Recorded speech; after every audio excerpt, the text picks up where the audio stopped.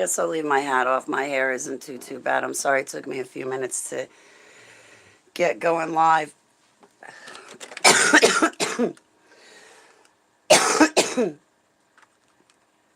No, I wasn't smoking cigarettes. Actually, I'm back to quitting all of that stuff yet again. Ooh. So I got to thinking about things. I took a nap earlier, and I was feeling pretty drained. But then I woke up and I watched a movie. Yes, I watched. I watched. Hey, good evening, Russian sun, Greta. I'm happy to see you guys. I'm really extra happy to see you guys. My favorites, and you are. So this was the movie I watched. I couldn't help it. But this was where I'm going next after that movie is WTV, Woodward Television. I want to do a broadcast with him, but I got to get my head back in gear. There's a few people I'd like to approach to ask them to do a broadcast with me on Fringe. There's a couple YouTube channels that I've been following for many years, and I'd like to get them on internet radio. So I tried to take a nap and I succeeded. Congratulations. I love you, Greta. Have a nice evening. Don't get into any trouble either. And if you do, make sure to stop, call me, and invite me, all right? So, I called this Holly Invading Dreams. First and foremost, I'd like to, wait, hang on. See, I'm trying to move my flower closer to me so I can stand you guys up against it. And I still didn't do my homework yet. I still gotta look at Karen's Facebook, make Roxy a video. And anyway, so I called this Holly Invading Dreams. Some people have come to me and said that I was in their dreams, over the past 7 years. Throughout that past 7 years since I woke up in 2014, sporadically people have come to me and said, Holly, you've been in my dreams, and they explain the dream. Sometimes I sit there clueless. I'm like, I don't think that was me, or I just don't know. And other times I tell them, listen, I think that's a spiritual attack and somebody is doing something wrong and using my face. Ah, not without my dog. It's great to see you, sweetheart. Yes, I'm live. I don't feel very alive, but I'm live. No, I'm kidding. I'm just combating some pain issues. And withdrawing from nicotine. So if you see me pick this up, listen, there's no nicotine in it, okay? There's no cartridge. I have what is known as an oral fixation, and I fidget a lot. So if you see me pick it up, there's nothing in it. Hey, not sure. How are you? So, there's sometimes I think that people might fall under a spiritual attack, and that's why I was in their dreams. Maybe an astral traveler is using my face, or maybe simply the kingdom of darkness is using my face. I'm going to deter for a moment. Lately when I've run videos, I felt that I have fallen under spiritual attack, and I can't look at myself in the camera. It's like a demon pose, all of a sudden my eyes will turn black, my mouth will become like a sunken hole, or it's like my face morphs into a demon's face and I can't really look into the camera, and I've been having trouble with that for about 2 weeks now. I don't know if I mentioned it or not, but I can't really take it. So if I'm not really paying attention to the camera, you know why. Um, so, shock therapy.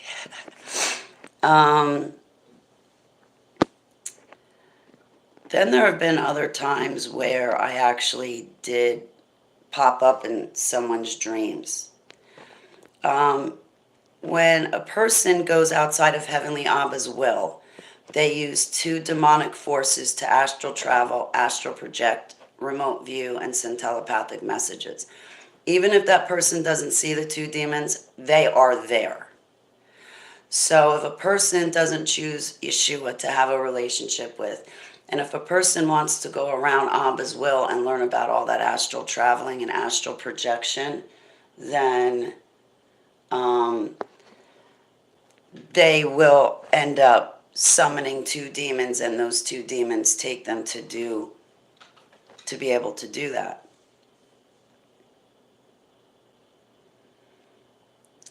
Also kind of off topic, but for some reason it popped in my head. I heard the Nephilim, the giants, that goes back to Genesis 6 with the fallen angels, aka aliens, mated with human women, and out came Nephilim, which is the plural for Nephilim. We also call them giants. Like we've all heard of the story in the Holy Bible, David and Goliath being the giant. So, hey, Lincoln, it's great to see you. I was about to call you earlier, but then I ended up coming live. Tomorrow, I hope, I left you a message, so I'm not going to put it up public because I'm trying to, stay under the radar for demonic attacks, but we'll talk more offline. So, congratulations again. But we'll talk more offline. A lot of demonic activity. Yes, not without my dog. Hey, Sarah, it's great to see you. I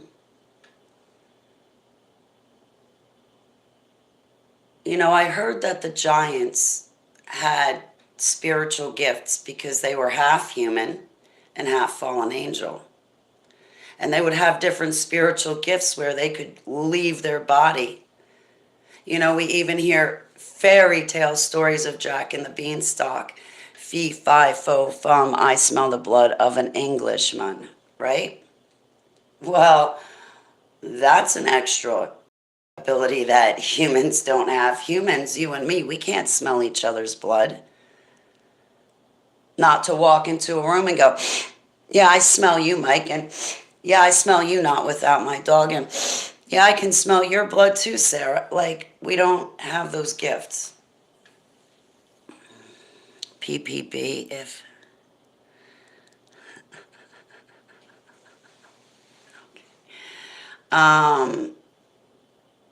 have always given me the creeps, yes. And I was programmed to fairy tales and those nursery rhymes. So,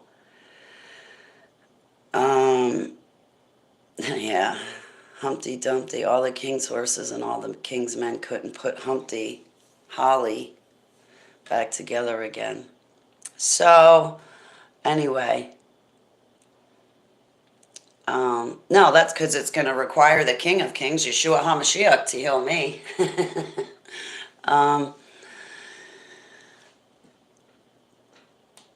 I don't really know what they did to me in the dumbs. I went through a lot of human experimentation, and so there is, how do I say, all right, I'm on the surface of the earth, and regardless of my blood and what's in it, and how I came to be, and how they created me, definitely has concern. Let me stay back with invading my dream, Holly invading dreams. When I first woke up from MK Ultra programming, I knew everything that I just said to you now. So I said, Heavenly Abba, listen, now that I'm, yeah, listen. Heavenly Abba, I humbly come before you and I need your help yet again. Um, you know, Abba, now that I'm on the surface of the earth and not in the dumps, um, these spiritual abilities have not left me. And at first I had tested them and I realized that astral traveling and all of that is real, and I was able to do it and I was blown away. Now, I had heard about all that astral traveling and stuff, and back at the end of 2015, like October or November 2015, I thought to myself, wow, I come from the dumbs, I must have these abilities, but I really don't believe any of it. And I was watching someone's video, and I honed in on the person. I honed in on their voice, and I paid extra special attention. The next thing I know is I'm watching the video sitting at the computer desk in my boss's office at home, at his home. And the next thing I know is, bam, I am in the personal space of this person whose video I was honed in on. And now, here I am. Well, I showed up at a very inopportune time. And I showed up behind him. And I thought to myself, oh my God, how did this happen? He felt my presence. It was like I showed up and he was using the men's room, and it was like I showed up and I'm standing behind him and he felt my presence. Now, I guess he was using the men's room when I showed up, again, at a very inopportune time. I wasn't meaning that.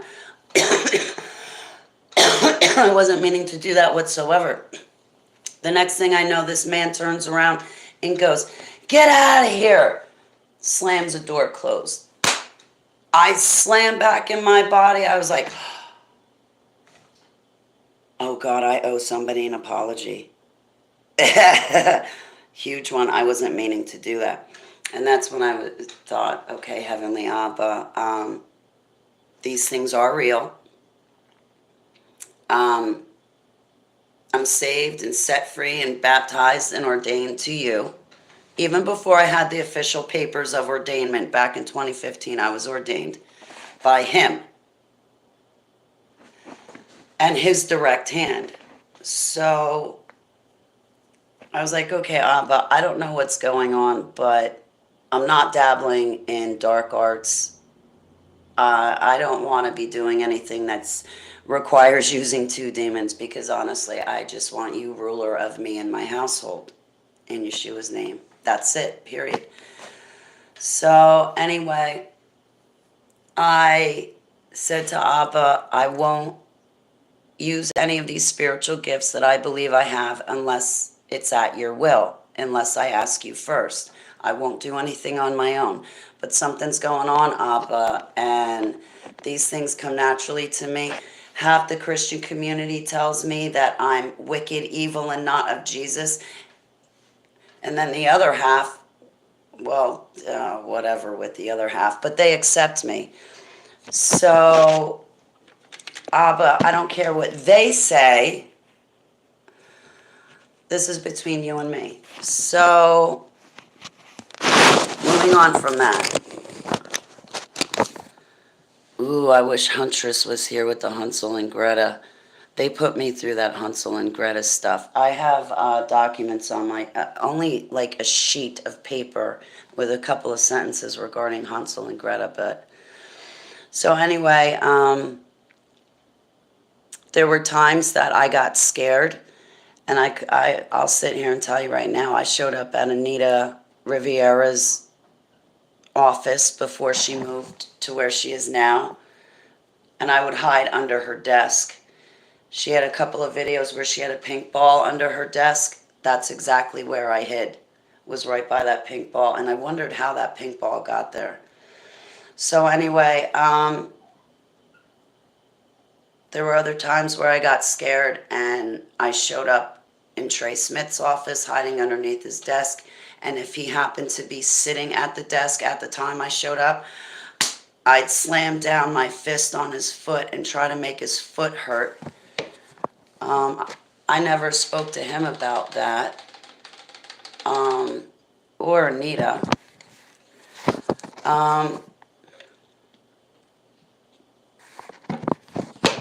My ex,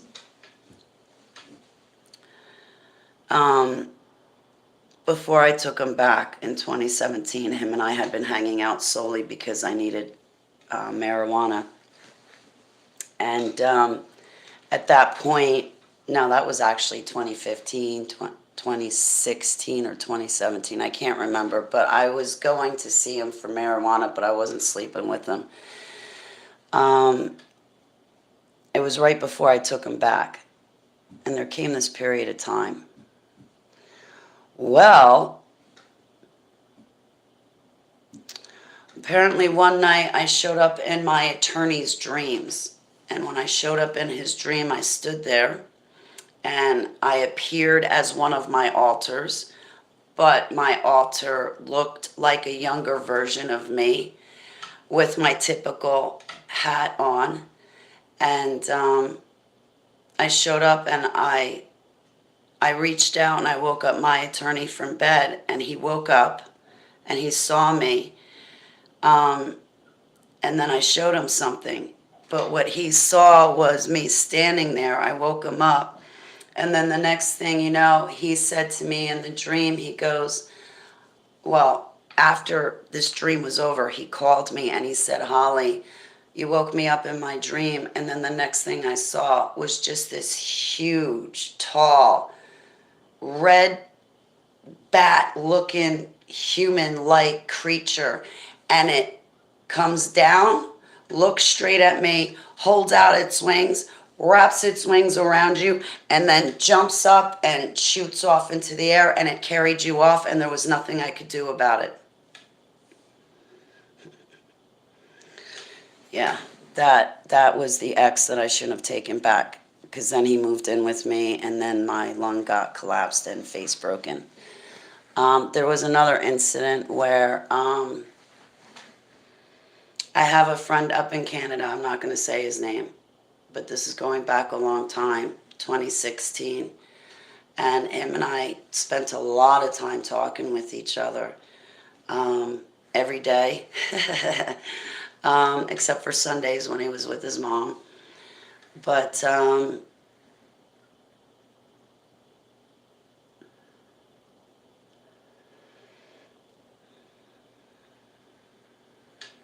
I showed up in his dream, and what happened was, I'll give you his words, not mine. He said, Holly, he woke up the next day, one morning, he calls me, he goes, Holly, I had a dream about you. He goes, you actually scared me, because I couldn't do anything. He goes, I even bound and cast you down, and I couldn't do anything.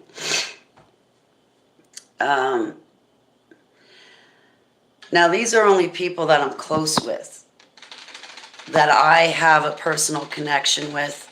It's not just anybody. Like those plastic Christians in Maryland accused me of invading their dreams, and I looked at the lady. I said, somebody else is using my face. That was not me. I have no idea what you're talking about. You're under demonic attack. Just by what you said, I know it wasn't me. That's not how I act, and that's not the type of things that I do anyway as a normal person. So I wouldn't, anyway, I never had a connection with her. I didn't want it because it was icky. I didn't want anything with her. She wanted that closeness with me, but I wasn't accepting it. I saw something in her eyes when she sent me a picture of herself for the very first time, and what I saw in her eyes, absolutely not will I go anywhere and have any close connection with her, or bond, or friendship, or anything, or association, or affiliation. I should have listened to my gut instinct when I saw that plastic Christian's picture. I should have listened to what I saw in that picture of her. Same with videos. I can see somebody's video, look in their eyes, and Abba tells me what I need to know about that person. And 8 times out of 10, it's not good. Even the people going, well, Jesus is my Lord and Savior, and I'm a violent Christian, and I'm just so great with God, and I'm just such a great person. Yeah. Dark eyes. I see it in those people more often than not. So anyway, this was my very close friend. I'm not saying his name. I believe he's married now. So he said, Holly, I woke up from my dream. I saw you standing there. It was a younger version of yourself. And he goes, I sat up from bed, and he goes, you froze me. I had sleep paralysis. He goes, I woke up with sleep paralysis, but I still had a dream. It was in a dream. He goes, so in the dream I wake up, but you froze me in addition to physically having sleep paralysis. He goes, I sat up, and he goes, you instantly froze me. And he goes, I called out to Yeshua's name. He goes, I was frozen. He goes, and then you pointed. And when you pointed, he goes, it was like a movie playing. And he goes, you showed me your ex. You showed me what your ex was doing. And you showed me a girl that went up and was humping the side of his leg. And he went into a little bit more detail. And then he said, all of a sudden when the movie stopped, he's like, it was like you were done showing me something. He goes, then all of a sudden I wasn't frozen anymore, and you left. There was another time when Lavoy Finicum was murdered. The 4 refugees were still in the house, and the FBI was surrounding the house. Oh, geez, there were tens of thousands of people watching that live stream. And I was so scared and so worried for those 4 people in the house that I wound up being in that house with them and standing in that house with them. But I was in the spirit, and I was so, so worried for those 4 refugees.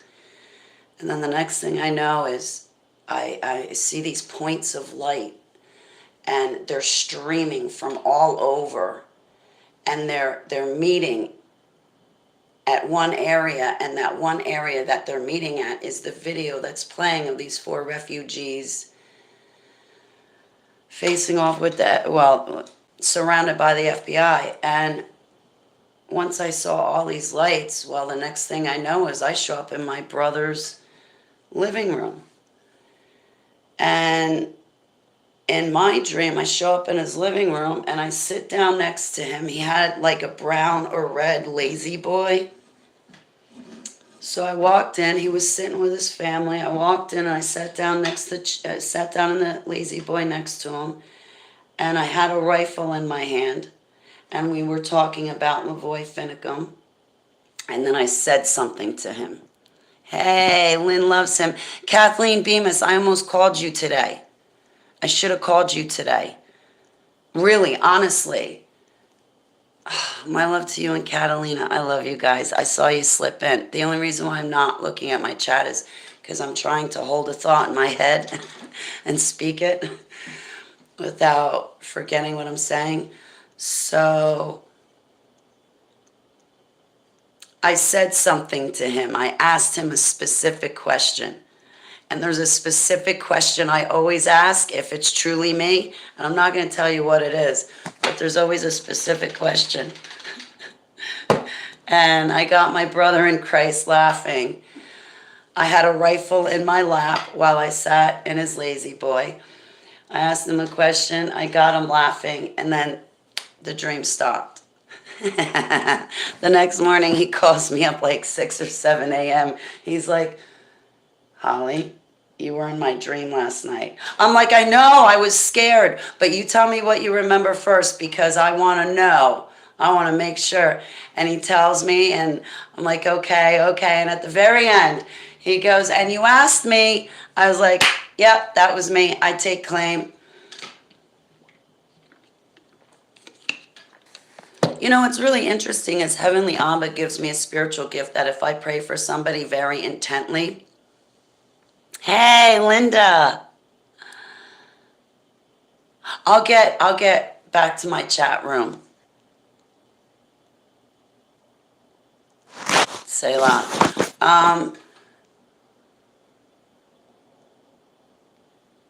forgot what I was saying.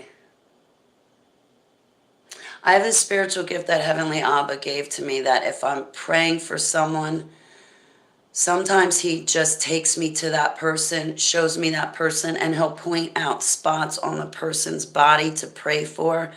Sometimes he tells me what's wrong, so then when I'm done talking with him, I can come and tell the other person what's wrong with them.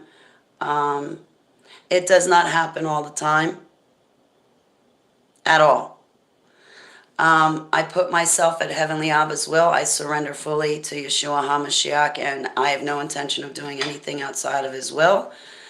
I repent for all of my sins. I bind and cast down powers, principalities, dark spirits, aliens, fallen angels in Yeshua's name. I bind and cast down lying, stealing, deceiving spirits in Yeshua's name. I bind and cast down seducing, lustful, and stealing spirits. I bind and cast down the fake Jesus, the false divine light, and that second voice that I hear out in the world that people mistake for the real Jesus in Yeshua's name.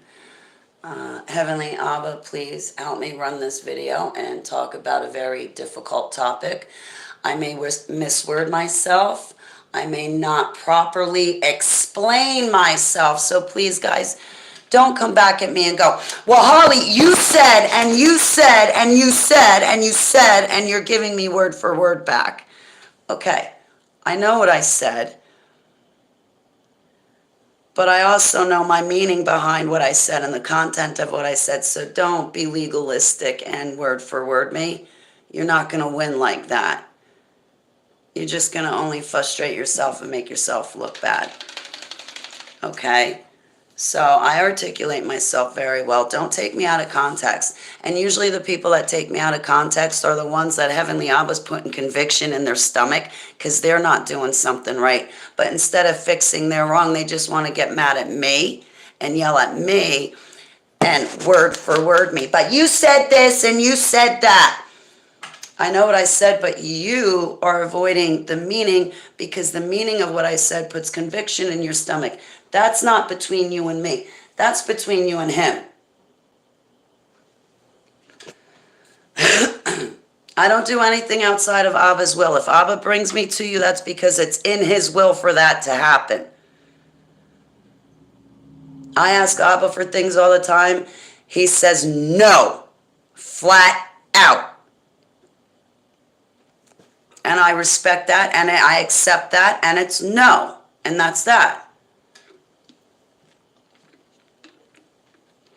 I know a lot of people like to capitalize. Oh, Holly, see, she did a video about invading dreams. See, I know she invaded my dreams. See. No, don't be like those plastic Christians in Maryland trying to make up a story to feel self-important. I don't go for the stars in the eyes type garbage. I'm looking for truth, sincerity, and genuine people. True blue friends, not quacks. People that are true blue Yeshua lovers. Just true blue people. Even if they're not a Yeshua person, just a true blue human being.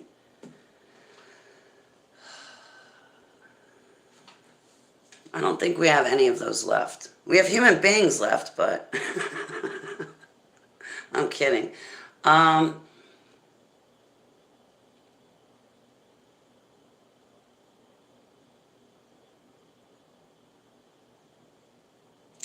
There have been other times that I remember visiting people and we had full conversations in the dream.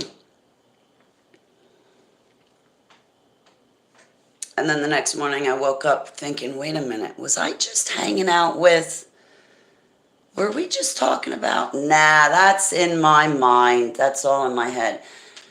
And then later on, it turns out to be true. We were in a dream, hanging out, talking with each other.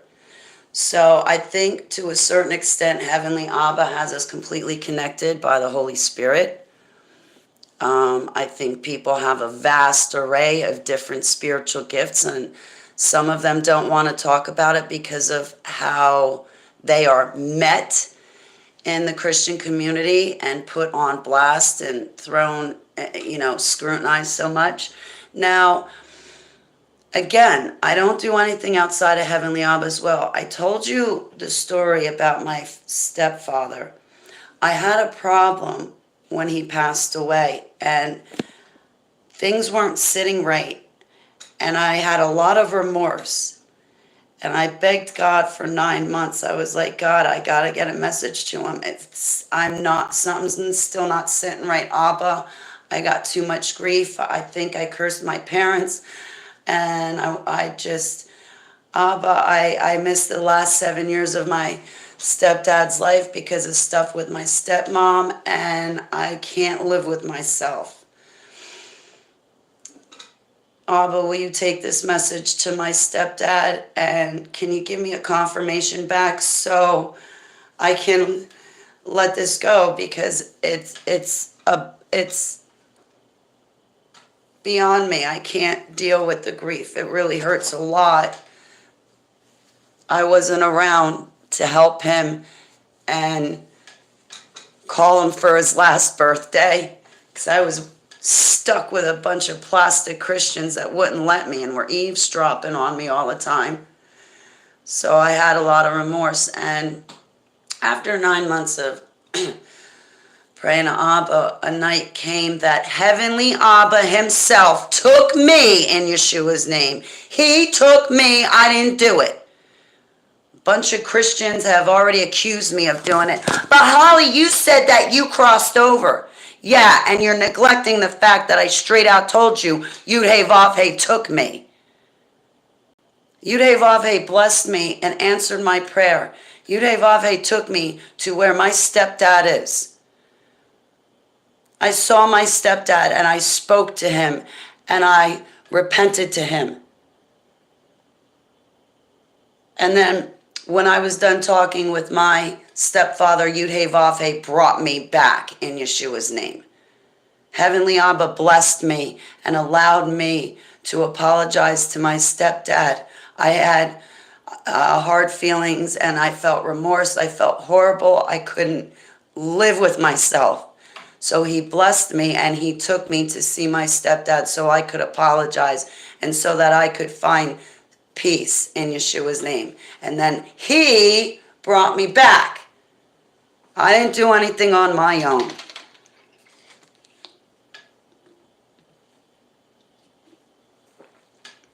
Now again, the kingdom of darkness, ascended masters, both demonic spirits as well as human beings, can cloak themselves. They can pretend to be someone and something else.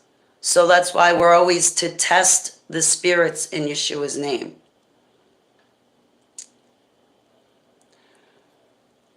There have been times that I have worried about people and I have showed up in their personal space because I was worried and I was praying for them.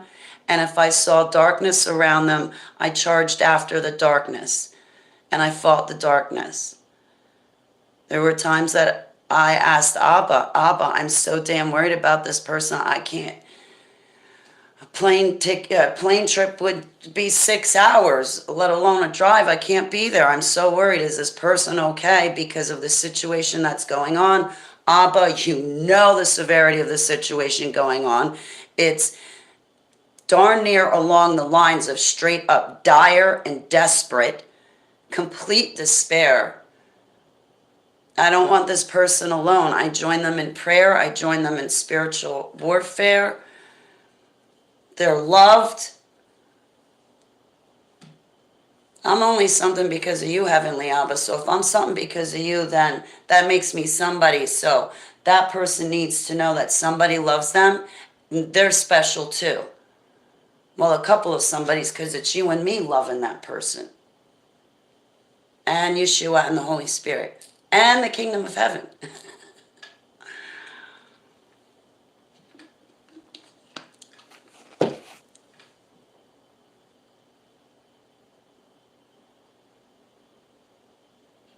There have been times that people have invaded my dreams and showed up and played samurai warrior with me and totally tried to decapitate me and slice off my legs.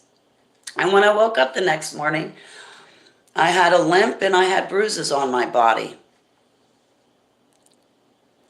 So the stories I'm telling you have been over the past 7 years. I've been mixed up on the dates today, like the years. I think I made a post earlier that said 2010 when I should have said 2012 or 2011. I can't remember. I did eat. I got my tacos made, but I have not eaten nearly enough.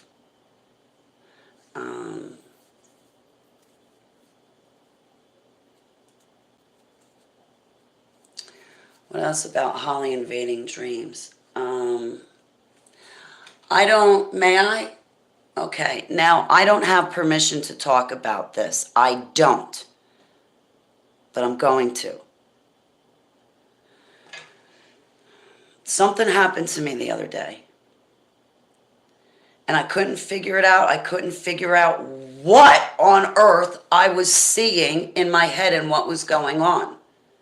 But I stopped and I took note and then I prayed. And I had no idea what was going on. The other day, I couldn't tell you what day, I was pacing around my house again and I had this vision. But I was really there in the vision. All of a sudden I see in my head in this vision, but I'm really in the vision. I see in my head, it's a dark room. There's a child laying in bed. Now I have long hair, right? And I want it to grow back its long length, which it's not there yet, but in another year or two, I'll be like Samson and get my hair back. And then everybody better look out. Don't let me lean up against any pillars because I'll bring the damn roof down. So anyway, I got long hair. Well, as I walked into this dark room, I saw a child laying there, and the child had lighter hair, but it was short. Like, as opposed to mine being long, the hair was not long like mine. It was shorter than mine. So I saw a child laying there. I look up and I see in the closet this demon. It must have been 4 feet, 4.5, 4 feet, or 3.5, 4 feet tall. It was dark looking. It had like claws. It was black. Kind of had like small werewolf ears and scraggly looking and like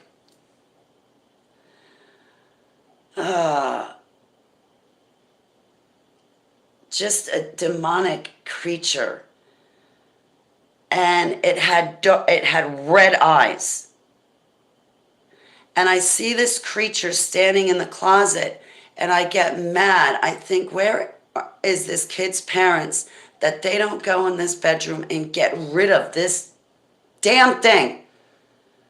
I got mad, so I charged to the closet.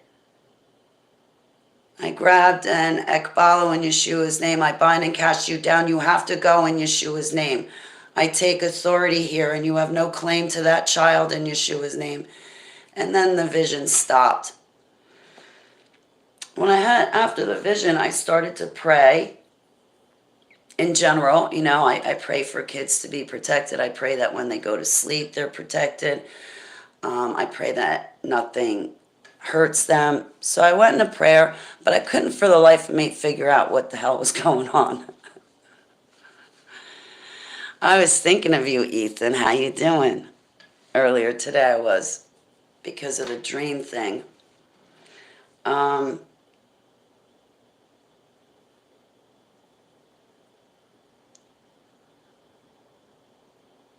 It turns out that that vision was actually a real event.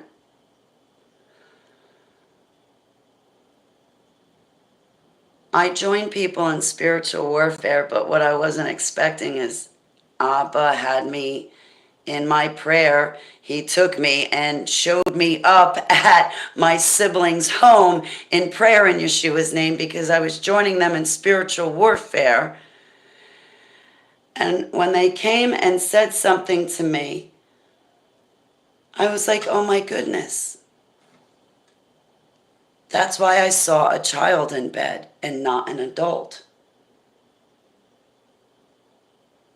You're a child of God. You're not a literal child like what you look like in the vision. It's the point that you're a child of God. So I didn't recognize the person, but when I saw the demon in that closet,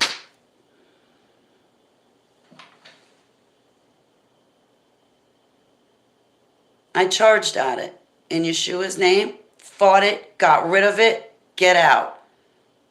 You have no right to torment that child of Heavenly Abba. That child's been through enough. I told you guys, I got a soft spot in my heart for survivors.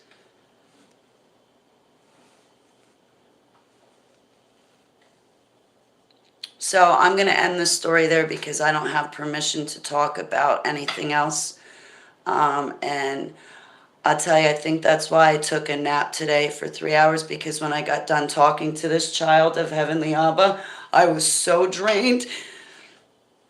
And I have more thoughts on the topic, but I don't want to talk about them right now because I don't feel comfortable. I already sound like a damn lunatic. You'll think I'm even crazier if I tell you this one.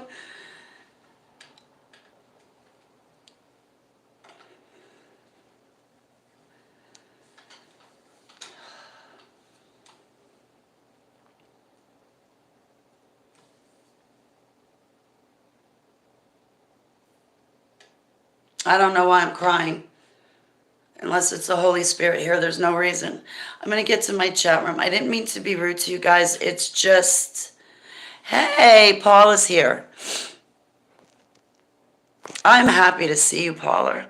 I didn't want to, betray you or anything. But you are definitely a child to Heavenly Abba. I saw you, Paula, through his eyes. All praise, love, glory, worship to Heavenly Abba in Yeshua's name.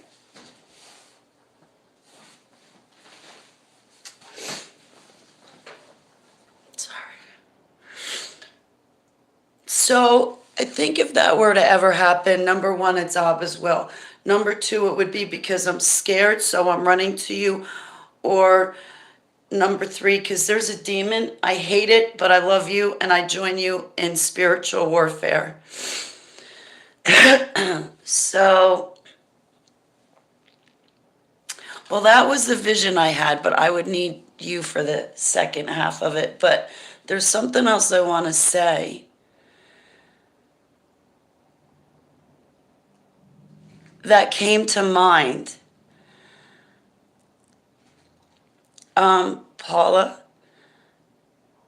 you sent me something, and I touched it, and I think I picked up from you what was something that was tormenting you, and it's probably something that along the lines of what I've been trying to battle too, and that goes back to our programming and all the abuse we went through. Well, I bind and cast down that critter in Yeshua's name. No demons can jump in Yeshua's name. No demons can conjure other demons in Yeshua's name. I close demon doors and windows in Yeshua's name. I repent for my sins. Please get me back in line with your will, because I am guilty of being disobedient.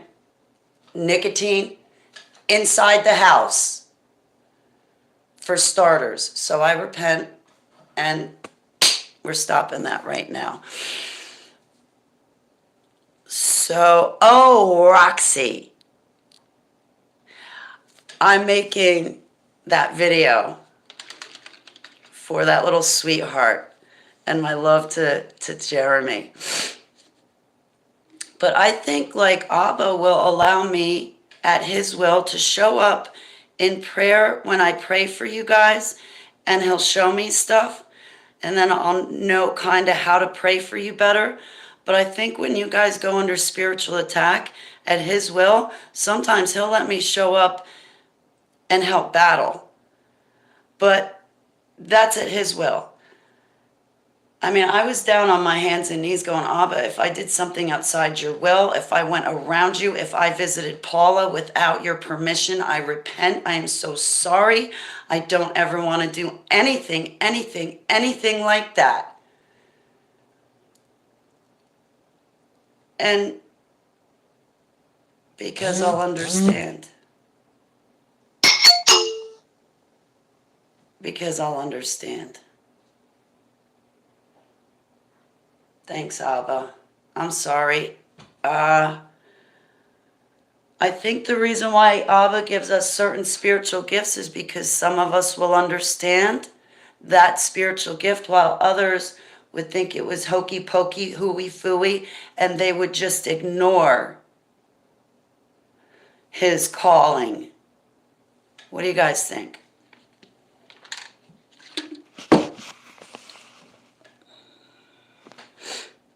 Is Junior Jeremy Robert Helicool, name for my offspring. He's the bomb. Aw, Jeremy, we lift you up to Heavenly Abba. Oh, bless him greatly in Yeshua's name. I can just see Heavenly Abba showering his love down on that little cute baby right now. Like playing with his hands, touching his belly. Better be careful, Roxy. You're going to have your work cut out for you, because when I first woke up from MK Ultra programming and my little altars were forward, and I got I met an 8-month-old baby altar once, and I'm like, what do I do with it? I mean, I know what to do with a baby, but what was I going to say? Please bring it back to me. I can't remember.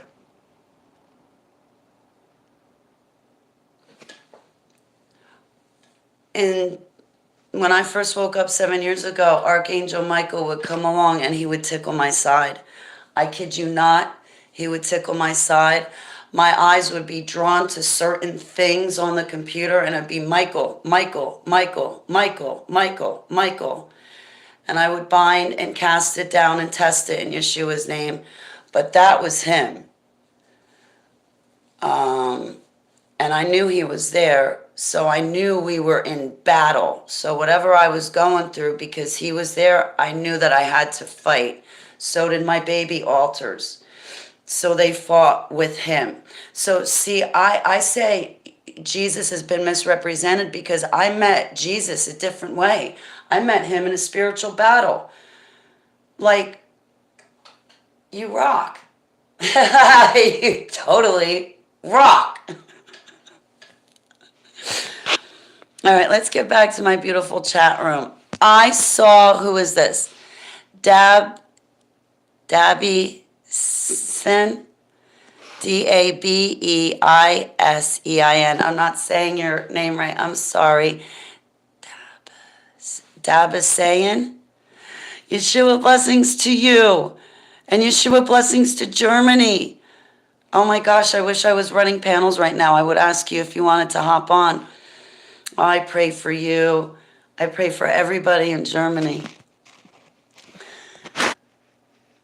Oh, it's JK. Okay, now I know. I love you, JK. It's good to see you. It's been so long. Ethan, you popped in my head because I was thinking about my dreams. I don't always know who's in my dream. I don't always wake up from the dream having names. A lot of you, my friend that I told you about in the dream joining spiritual warfare, that's Paula. She's a grown adult. But when Abba showed me her, he showed me her as a child. Now that could be when that demon came into Paula's life. It could be how the demon came in. But nonetheless, she's a child to him. So who I was looking at was Paula, but I was looking at Paula through his eyes. So I didn't recognize Paula. I would only be able to recognize Paula by her icon or by her name, right? But in the dream, she was a child. So you guys don't always look like normal. Something's sticking out in my head. I don't like it. There's somebody downtown I had a nightmare about a couple nights ago where they saw me on the road and they pulled up.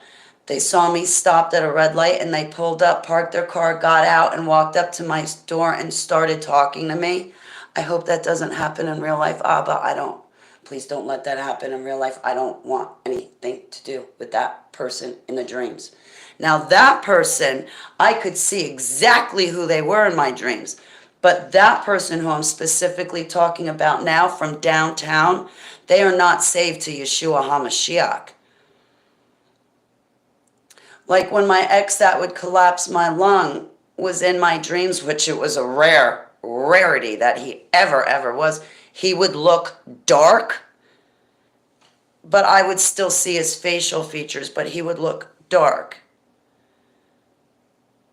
He wasn't really dark skinned. He was Puerto Rican, half white. But he was dark because he doesn't have Yeshua. So you who have Yeshua, you're beautiful in my dreams. You really are. But I'm not that good with stuff, Ethan. I'm really not. A lot of times it takes me, a couple of video calls with somebody and really to talk and have heart-to-heart conversations and get a feel for someone.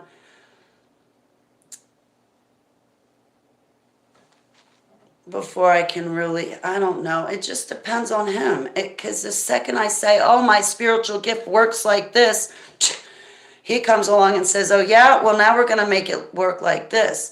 And I think that Heavenly Abba purposefully throws curveballs at me, Ethan. I think he does purposefully throw curveballs at me to help me understand, to give me the gift of interpretation, to definitely catch my attention. But you know what? The kingdom of darkness gives me nightmares. So the kingdom of darkness mimics the gifts that he gives me. So if he doesn't keep me on my toes, how's my iron going to stay sharpened, right? So I think that's what he does. Practice makes perfect. But the kingdom of darkness mimics him to me in my life at every turn. I bind and cast it down in Yeshua's name. That's the second time I saw it. I think the spies are out. What are you spying on? Seriously, I took a nap today. I didn't talk to anybody famous. I certainly didn't get sent down a brick of cash that's owed to me every time an airplane flies over my airspace. Yes, it's getting like that with a bad economy that I expect anybody with an airplane flying over my house to pay the troll a toll. I will pretend to be the troll. I'm kidding. So, Lynn, Meek BFF, it's great to see you. Kathleen, I was thinking about you earlier. I should have just picked up the phone and called you. I was going to actually send you a voice recording through your text message. Lincoln, it's great to see you. Shows your strength. And the best burritos made with...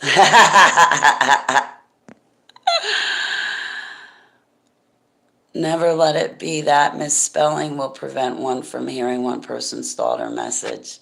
Selah. What do vivid dreams of being somewhere and flying away, trying to escape many people chasing me mean? I don't know. What does it mean, Abba?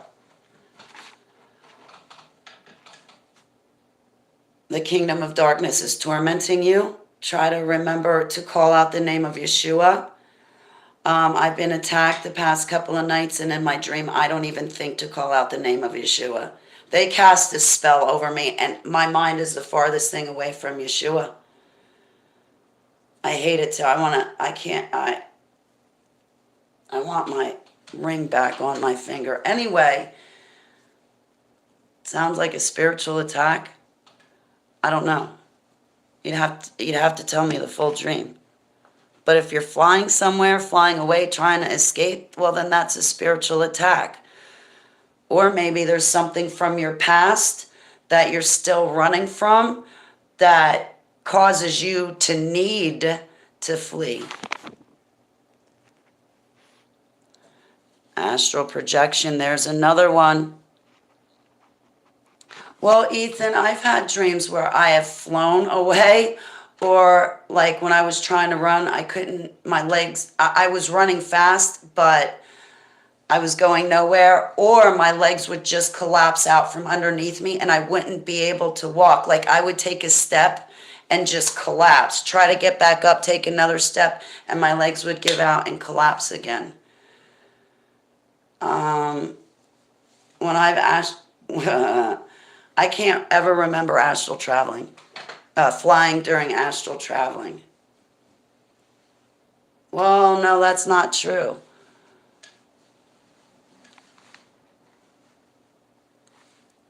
I don't know. It's different. It's more like floating and then you're there. Not more like a Superman type thing. I don't know, Ethan. That's just the best guess off the top of my head. It sounds like a spiritual attack. Something's at you. JK, it's great to see you. Blue like the old. It'll always be blue like the old sky. Nice, Mike. Broke my nose on the corner of the door. Oh my gosh, Lincoln, I shouldn't laugh at that. I've given myself black eyes. When I used to take martial arts, because I would go 4 or 5 times a week, 2-3 hours a time.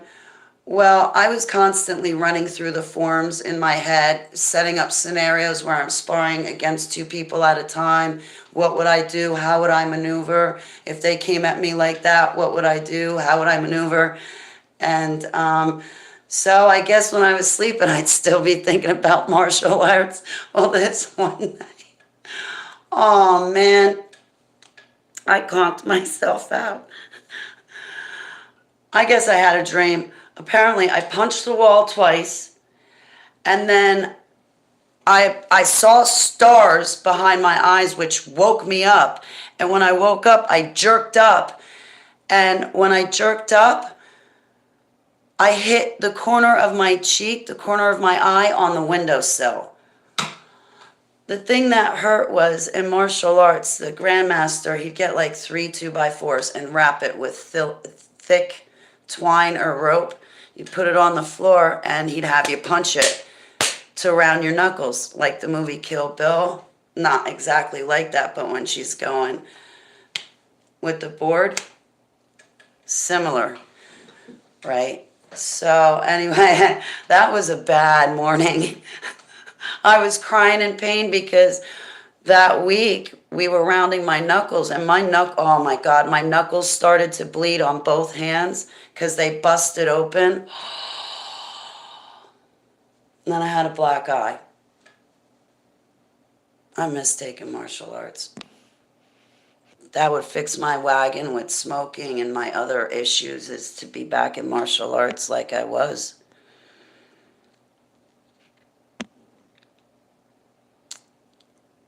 I've been running in my sleep since I was a child. Like if I wake up from a nightmare to see ya, I make my way screaming and running out the front door.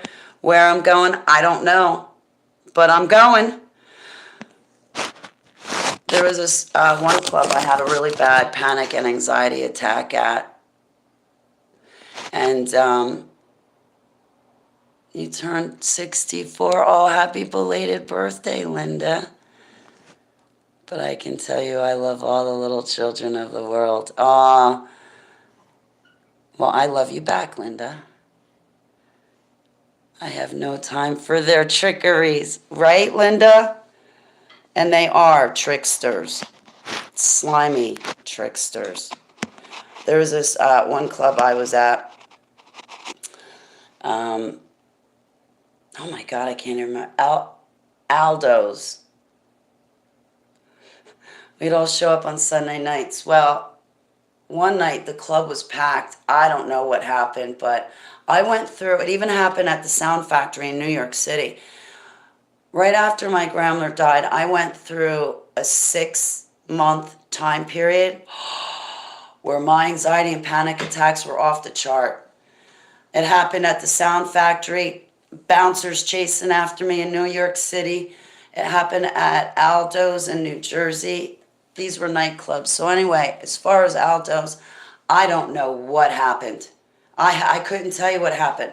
We're standing there, my friends and I, we're in a group, we're having a drink, we're loving the music. The club's filled, we're having a good time. There's more people in the door. It's a great Sunday. Forget about work tomorrow. We've got right now.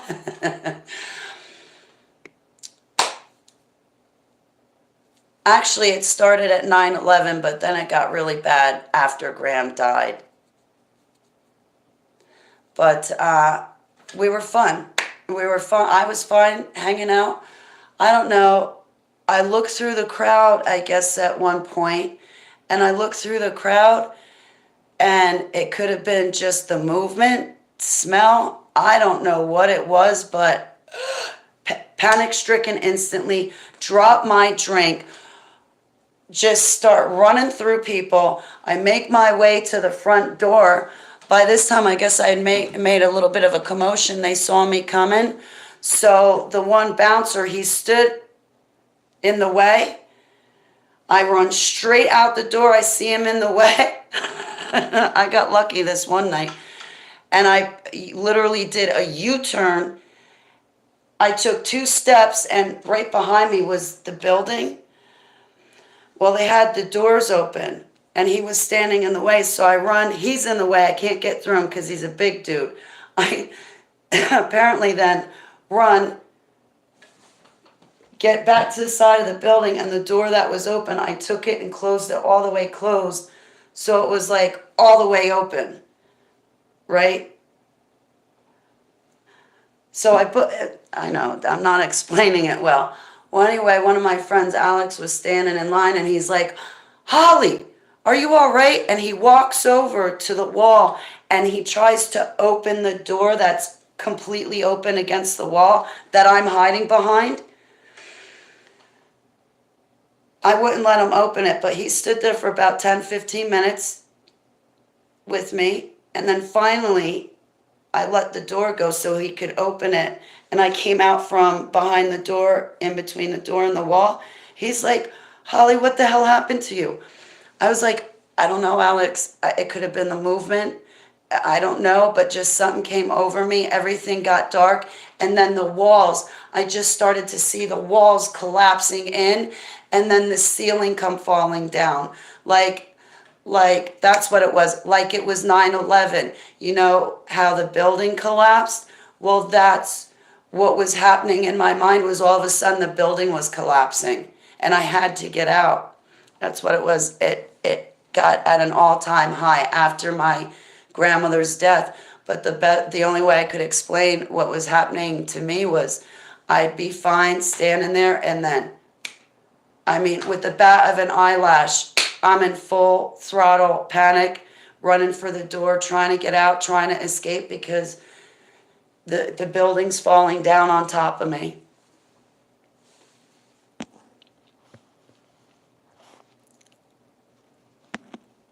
Hey, Steve Mo, how you doing? It's good to see you. Me amor. Hey, Hannah, how are you? Aw, I love you back, Hannah. Thank you so much. I'm humbled. Everyone is gifted, yes. I think that some people just haven't realized their gifts. Flying usually means indoctrination of witchcraft. Thank you. Listen to Sarah. I saw your comment a little late. But that would make sense, Sarah, that flying, because when the witches, like, do their cackling and their spells and they pull you out of your body, they float you and fly you up through the roof of the ceiling. Well, that was an experience that I had as a kid with those witches.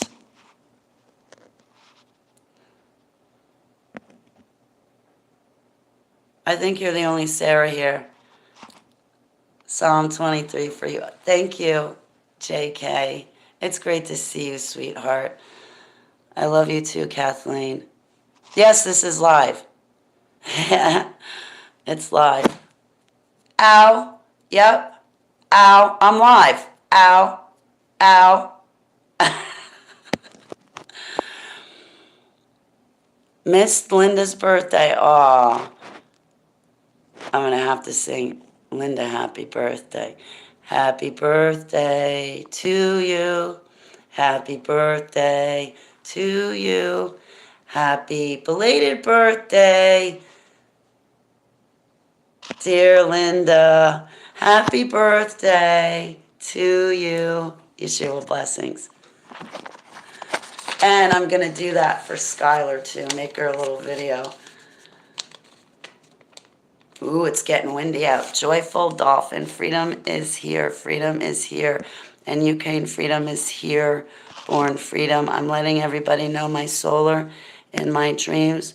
Her name is Freedom. She is here. Hi, Joyful Dolphin.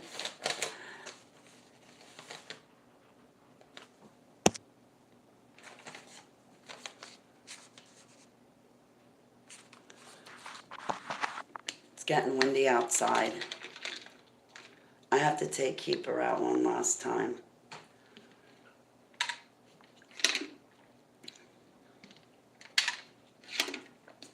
Can you guys excuse me a moment while I use the powder room?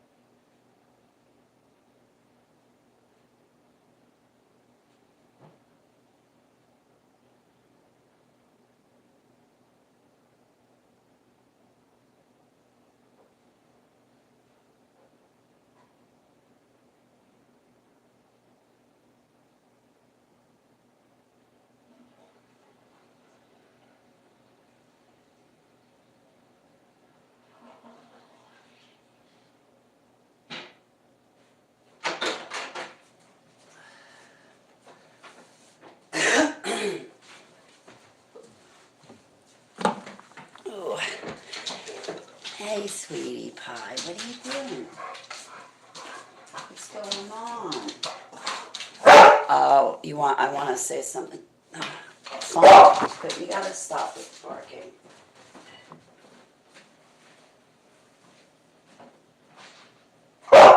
Shh. Okay.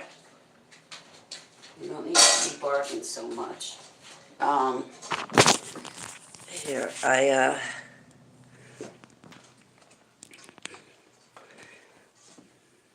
Keeper wouldn't lay on my bed at all today. My foot's still killing me. She wouldn't lay on my bed at all today.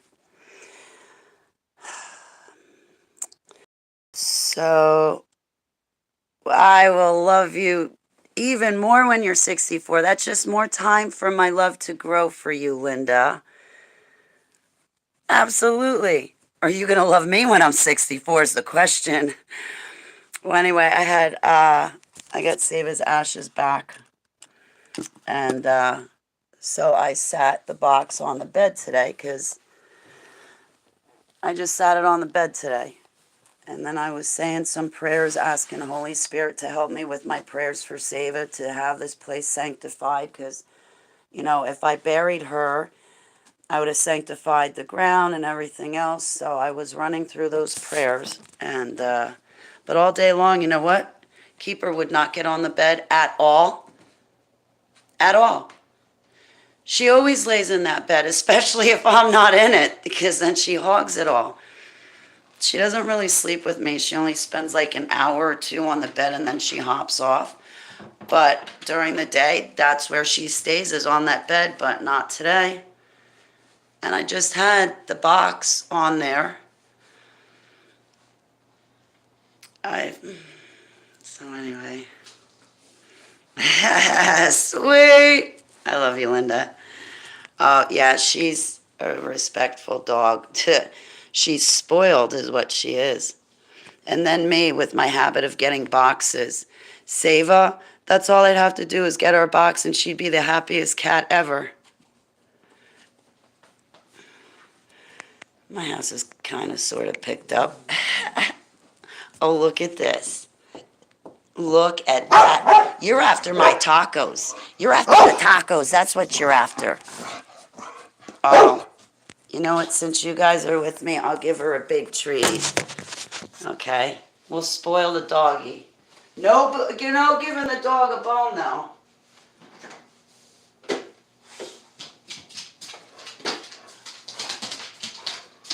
You want to see what's in my fridge?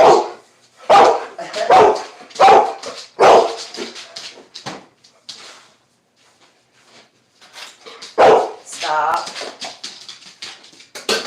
So, it's canned dog food. Hey, Grand Rising. All right, there. Now don't ask for any more because that's a lot. That's a lot.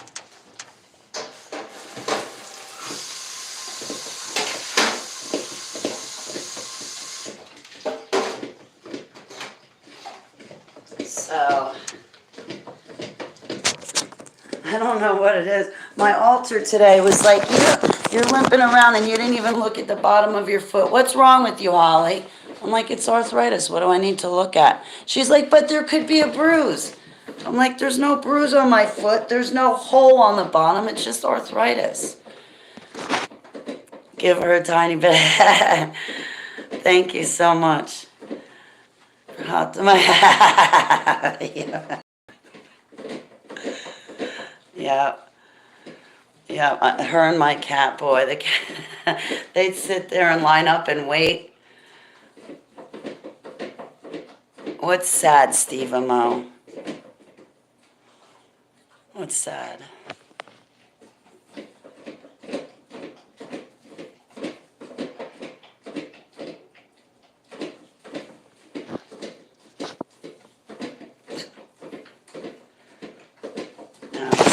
She's eating it. What I did was I took it and I put it along the side of the bowl and made it stick on the bowl. That way she's forced to lick it off the bowl. Otherwise, this dog inhales everything. And I wanted to make it last for a while.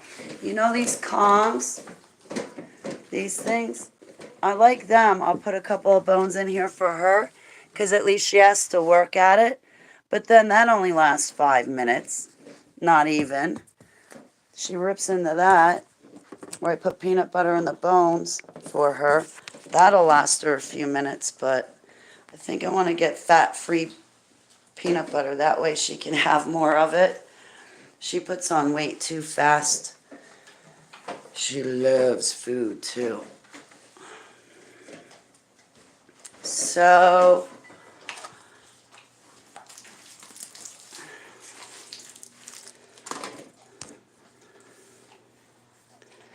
what happens to people? Most of the people I know in person in my life don't give a warm, oh, I'm sorry, Steve Mo. No, I love saying hello. I cry at goodbyes.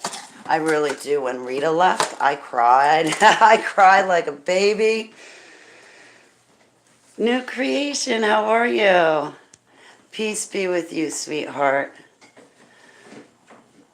I love you guys. I definitely warm you. Hey, lifetime actor. I'm happy to see you. How are you? And it's Blazin. What's going on, Blazin? How are you guys? I love you guys. I really do. I'll give you guys a warm welcome. But that's why I'm hanging out here, is to see you guys in the first place. Otherwise, this is what my home's like. Quiet. Don't feed the dogs tacos. Okay, fine. I'll just share my tacos with you guys. No, actually, I try not to give her any of that because there's seasonings on the meat. But, like, I'll give her some of the cheese on the chip. She just wants everything I have. It was a diabetic issue. Oh, new creation. I'm so glad. I'm so glad that was resolved for you. Just passing by. It's great to see you too, Blazing Stars. I hope you're doing good. If y'all are curious, Freedom is a baby. I had a dream about a baby that was born in the Ukraine. Usually came true. I hope it's a true dream because one of the toes and ones. Huh. Interesting, joyful dolphin. I pray for the Ukrainian people. Does anyone know the latest Ukraine or how to join the International Legion? That's reinforcement to Ukraine. Ooh, it's good to see you, James. My love to Zeus, too.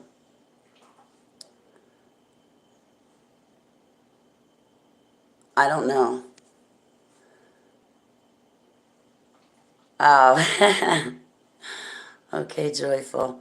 I like your ID, Joyful Dolphin. I don't know the latest in Ukraine.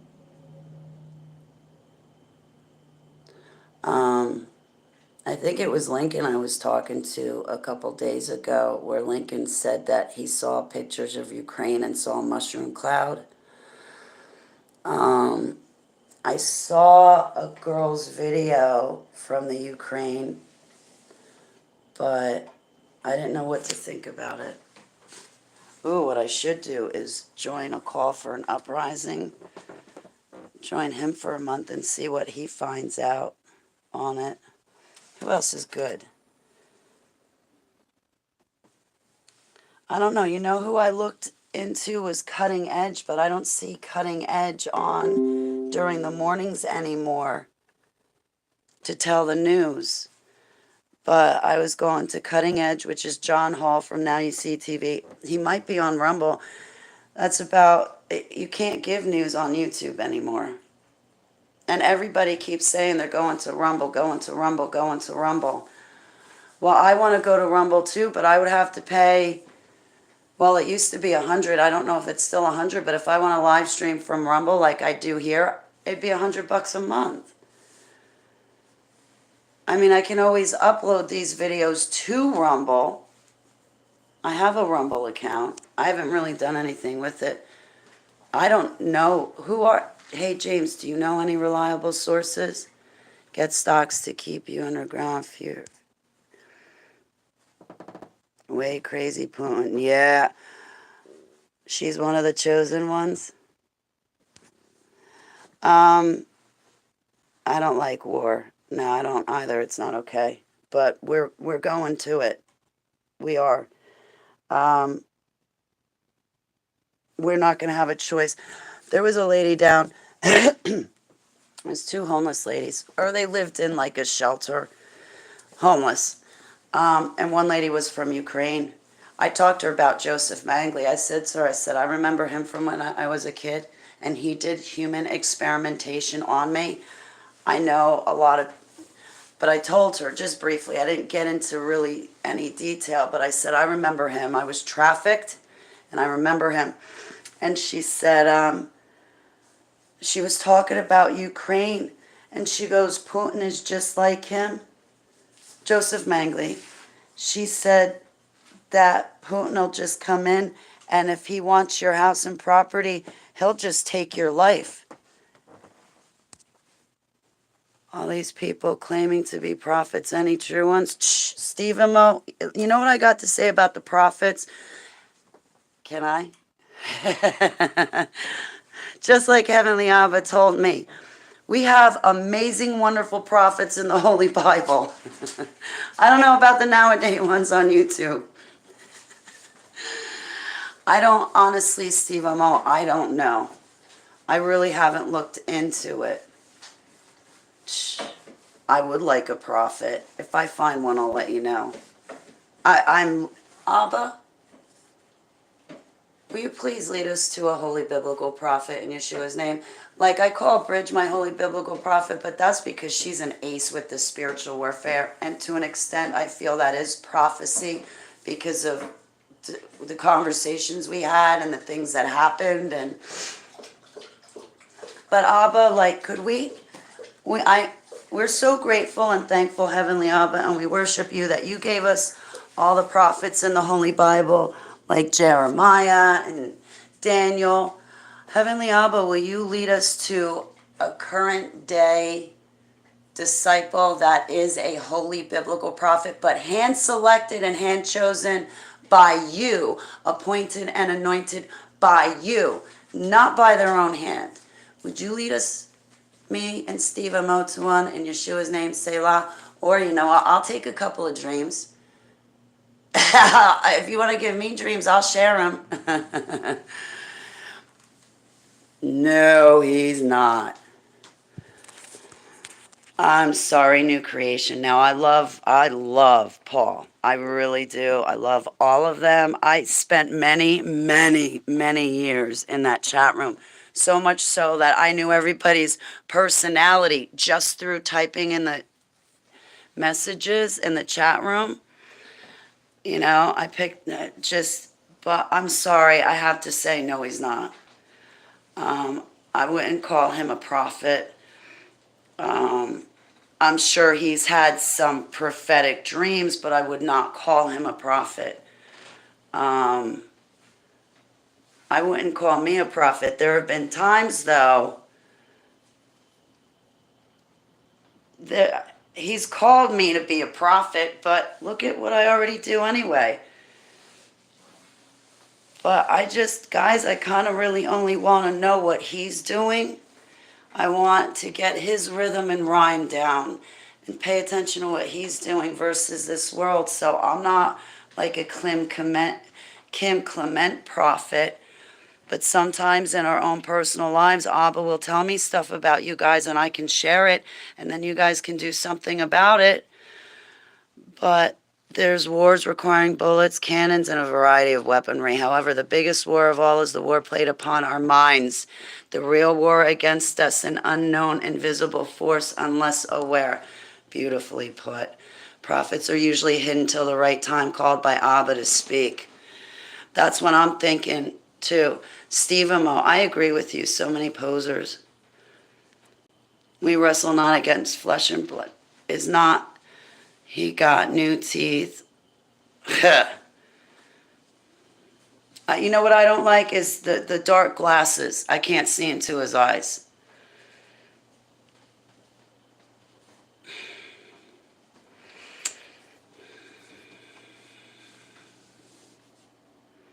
I don't want to rip into Paul Bagley. I have, though, in the past. Repent for that. I don't watch him anymore because I can't agree with the doctrine that he preaches from his pulpit. I can't. I mean, no offense, Mike from around the world. I have gotten into his work, but I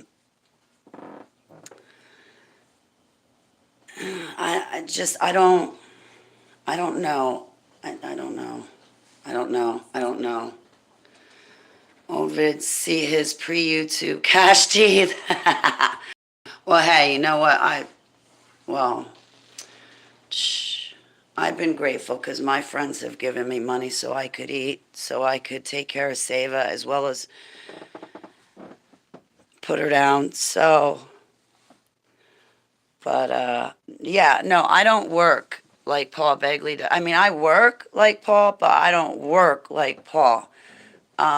Whatever money he's getting, and it's a family business. I think I said it, it's a family business. I'm talking about a relationship. I don't know. I pray for these ministries. Like if these ministries are giving out free Bibles, then that's great. I had asked Paul Begley to send my mother a Holy Bible, and she said she never got it.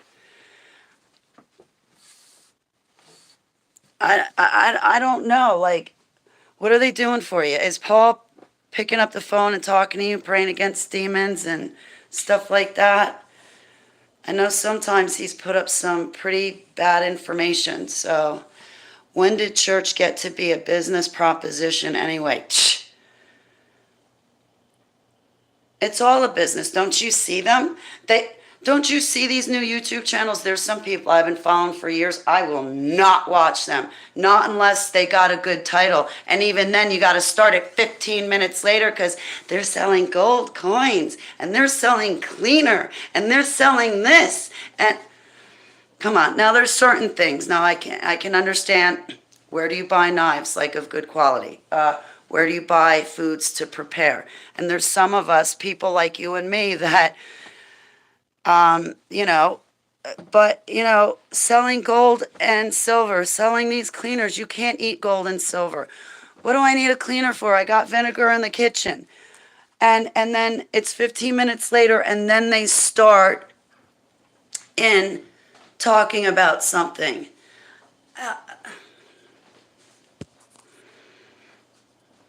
Hit the easy button. True prophets are not flashy, televised, and having an audience of praising people. They are usually despised and isolated till they are revealed. Selah, Sarah. You couldn't have sent it any better. Are you serious?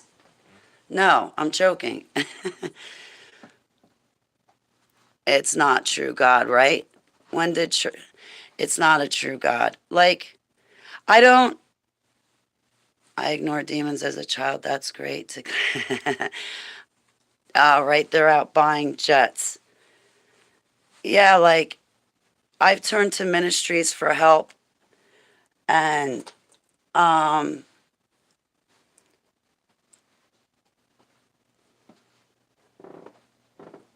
haven't gotten it. Now, when I've turned to you guys for help, I've gotten it. And I didn't get scrutinized or judged. You guys just helped me.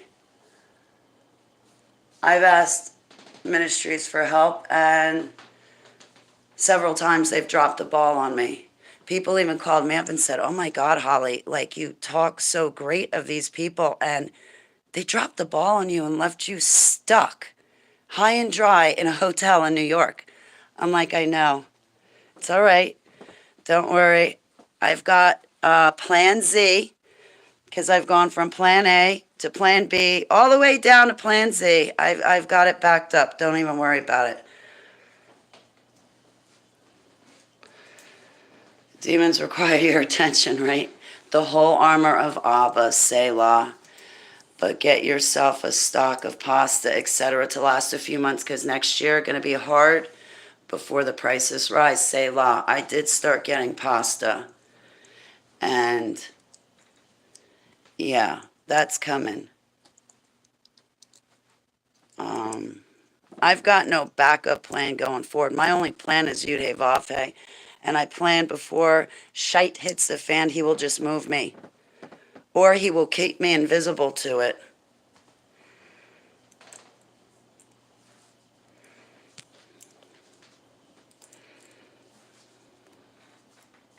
It's praising Abba. He told me many years ago there's power in praise. I learned that in December, Sarah, when I went through one of the biggest demonic attacks of my life.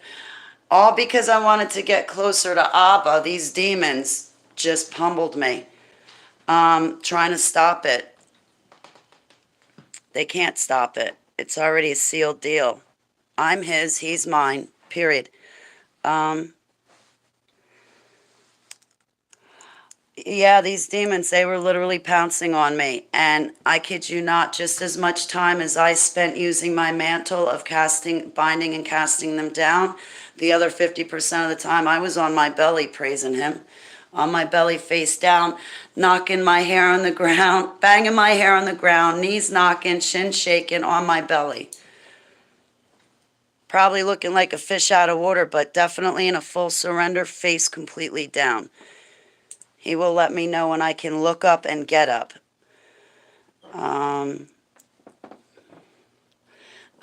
God's my rock too. I was called out of the church. So like there's some online churches and people I go to that I like doing Bible studies with. Oh, no, no, no. Linda, I don't mean to be rude, but I use the Holy Spirit. I don't do anything with that salt because that stuff goes back to like witchcraft and stuff. I won't.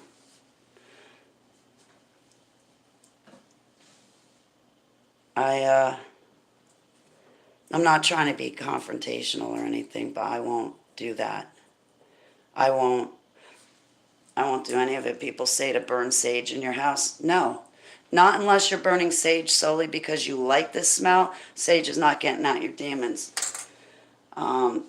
Being inside Abba's will, not only saying I'm sorry for my sins, but stopping yourself from doing them, that works. Yeah. Yeah. I go through my house. There's sometimes I go through my house and I'll use water or I just won't. I'll just go to each area. But yeah, I tend to use one seed oil or water.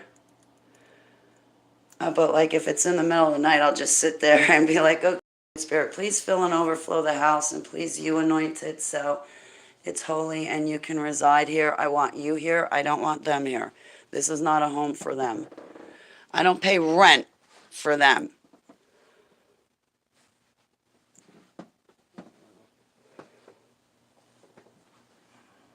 I pay rent because I like living alone and I want my own home. I love living alone. Who am I kidding?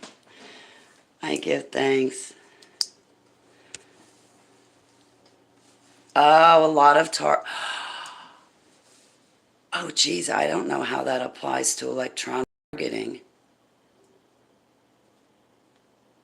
I'll have to look into it. Sorry, Linda. It's something I didn't know about at all. Oh. Anyway. Yahweh.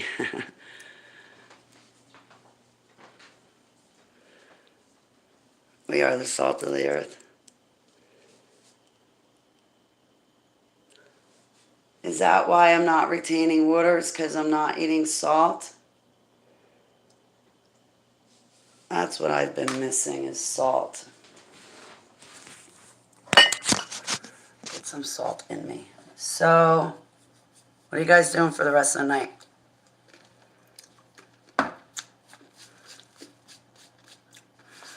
I'm going to go knock off a bank, steal a jet plane from one of these famous pastors online, and I'm going to swing by and pick you up. And we're all going to take off to I don't know, let's go to Aruba. Wanna? All right, cool. See you in about 2 hours. You're chilling with me? Cool.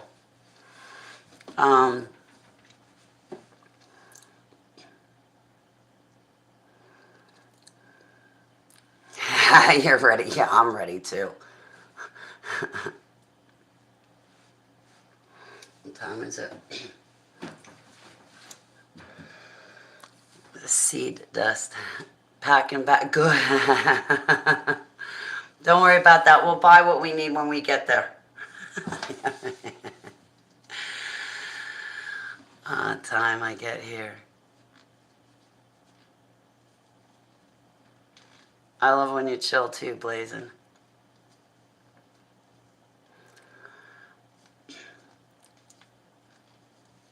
Later, y'all. All right. Oh, you're going? You're sincerely going? I hope you have a good night, Steve Mo. Yeshua blessings. I might follow you out. I don't really know what I'm going to do and chill with Holly and the gang, right? We're going and we're never coming back. I hope you have a nice day, Stephen O. I've been talking for an hour and a half.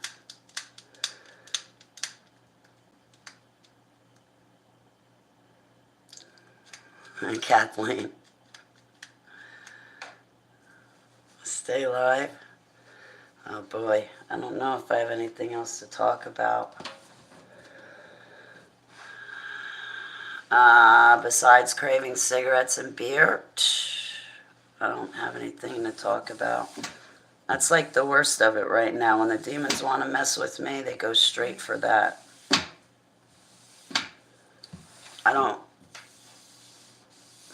I got some other weaknesses. Oh, Huntress says when I crave beer, that's because I'm actually hungry. And you know what? She's right. So I have tacos, hot dog, ravioli, or chicken breast with wine and white wine sauce. The ravioli should be good for another day.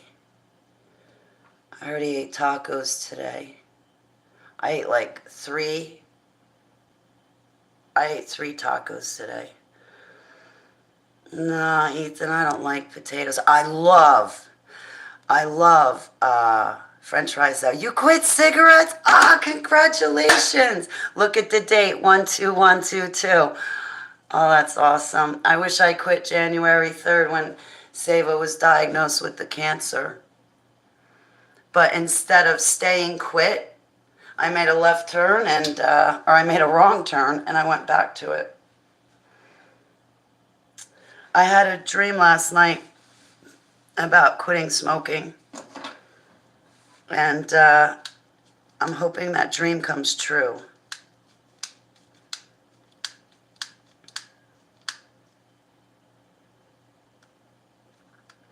There was one night I pulled in the driveway and I saw a white and black cat go running through the backyard, way out back.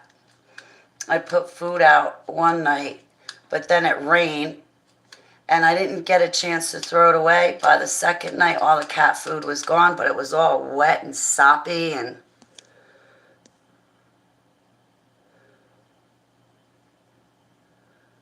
do a group of lives. Yeah, if I do a panel, I have to shut this down and open up a panel. Bananas and Kiona chips. I was afraid to eat every time. Oh my God, Sarah, I'm so sorry. It's for Cravings Makuna. Thank you for sending me a link. Yes. And then I got to remember to look for it, which I will.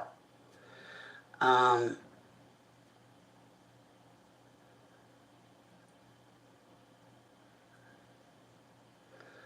don't really know which one to eat.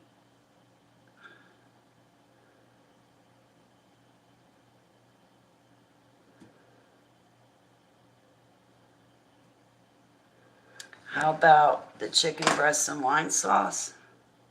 I don't know what one to eat. I don't want the raviolis. Maybe tomorrow for lunch I'll eat the raviolis because they got the tomato sauce on it. You know, if you sprinkle a little sugar on, like the tomato sauce, it gets rid of the acidity. You guys knew that though. Had gluten contamination. I got to tell you something, Sarah. I noticed that taking gluten-free stuff works so much better. What do you think of ASMR? What's ASMR? I got to write these down and look them up. Yeah, actually, good question. Every time you eat, you have pain. What kind of pain, Sarah? I started making myself notes. It's starting again, guys. And what was that other thing you said? Indian cooking?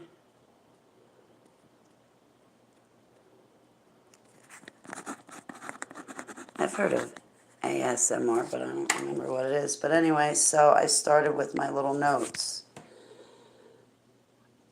The TBX strips are how I quit smoking. They're these strips you put on your tongue, but they're natural. And that's how I quit vaping and smoking, but they took TBX strips off the market.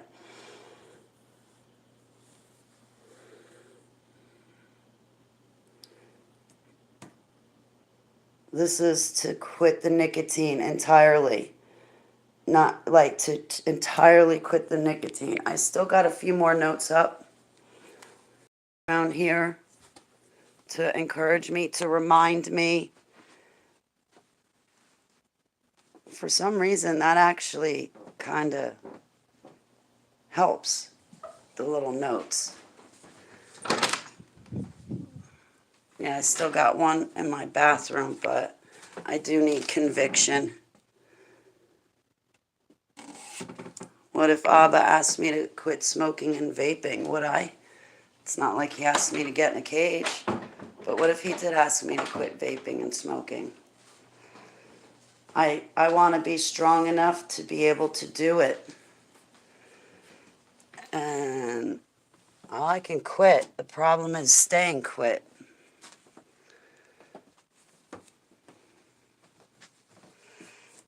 I went to visit my children in Kansas the other month. That's an incentive.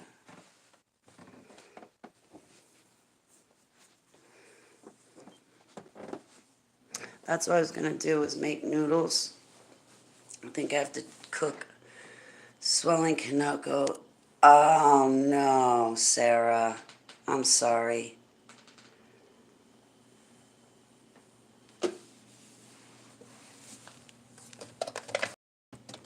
I wonder if my tuna fish is still good. Probably not. How long does sauerkraut last, guys? Does it last a while? Because when I got sauerkraut, it came in a bag and it never gave like an expiration date. And I love hot dogs with sauerkraut on top and spicy brown mustard. Scrumptious. But the hot dogs are beef hot dogs, not pork. Abba definitely called me to pay attention to my intake of food. He did. Think of all the extra things you can do with yourself when you quit cigarettes. Yeah, I can buy food. I can buy kratom. I can buy medicinal cannabis. I think you'll like ASMR. It's really relaxing. I listen to it before bed. Oh, I'll look it up. Thank you so much, Ethan. Beef, lamb, chicken. But yeah, Abba doesn't want me eating bugs of the ocean floor, so I can't eat my precious crab legs and shrimp. And that's how someone helped to encourage me to stay away from shellfish was, Holly, look at it as, they're the bugs of the ocean. Do you eat bugs? No. It's my favorite food, though. Curries. Oh, I would like to try that, blazing. I had Indian food once and I liked it.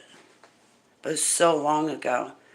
My African gray Rodney Byrne will not eat is sauerkraut, and I love it. You know what I want to make is sauerkraut pierogies. Oh man, I could eat the daylights out of them. But it's a lot of work making homemade pierogies.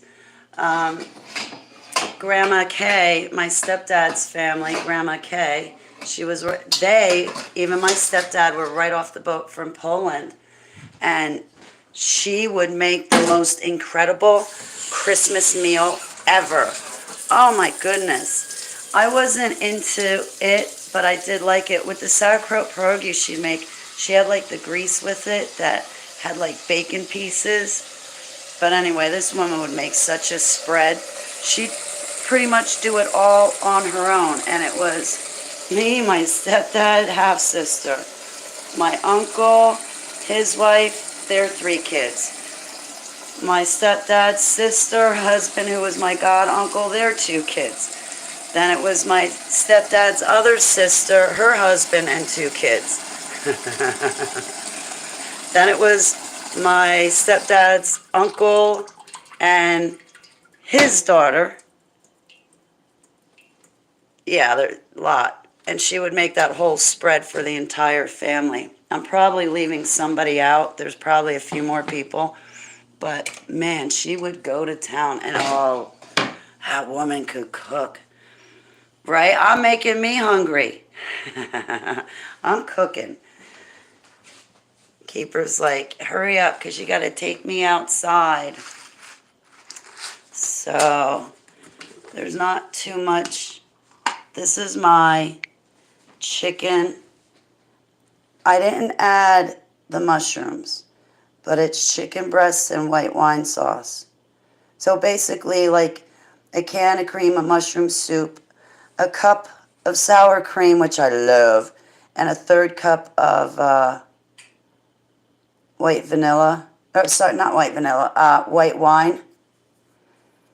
Brown the chicken a little, and then put it in the oven and bake it the rest of the time. Comes out so good. So good. I lived off of this when I was down in Townsend, Tennessee, the summer of 2019. That, and I would get my slow cooker, right? Yeah, not a pressure cooker, a slow cooker. And I would take chicken breast with tomato sauce and I would put it in there and let it slow cook all day long. And then get done and add just fresh mozzarella to it. I'm so glad not to be in Townsend, Tennessee anymore. Even when I had you guys with me, you know, I had HTV, it was still the most loneliest, worst time in my life. I thought to myself, man, when I get back to Jersey, I don't want to come back empty-handed. I want to have something to show for my time. So that's when I wrote a book. And I hated writing the book. It was nothing but bondage. But I need to finish my work. I have incomplete works in Heavenly Abba. I did not edit my own book. So I am going to go back to edit it, finish it, and then it'll be a complete work. And then I'll do the audio version of it.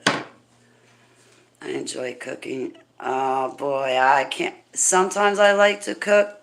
Most of the time, no, I do not. Like I cooked today and yesterday. I didn't mind it too much. But there's other times where I literally will starve before I will cook. My friends can tell you. Why didn't you eat? I didn't feel like cooking.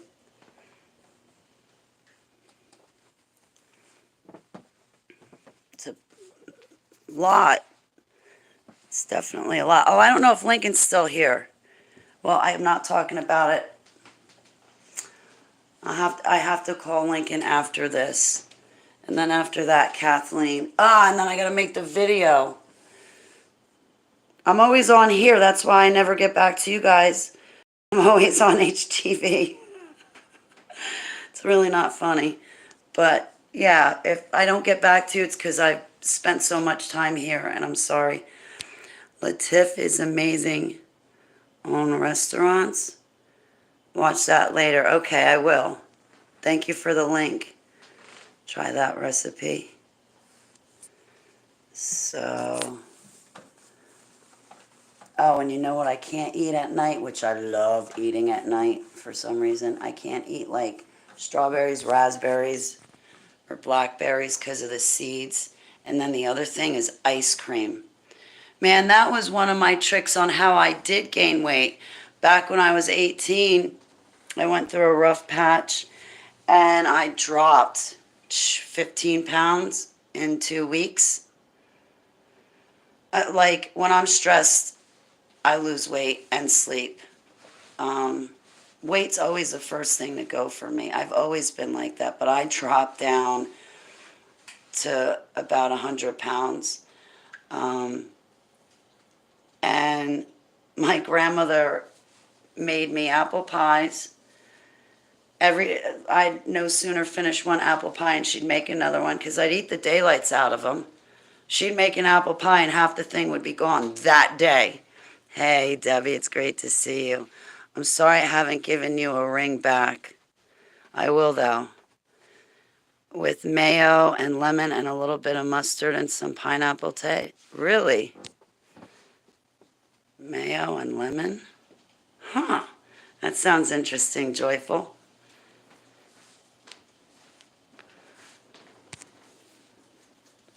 How you doing, Debbie?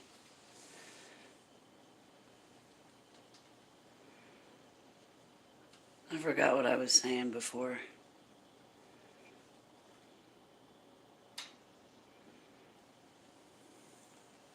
Tomorrow's Monday. Well, I like trying to touch base with you every day. I gotta remember to make these videos. One for Skylar.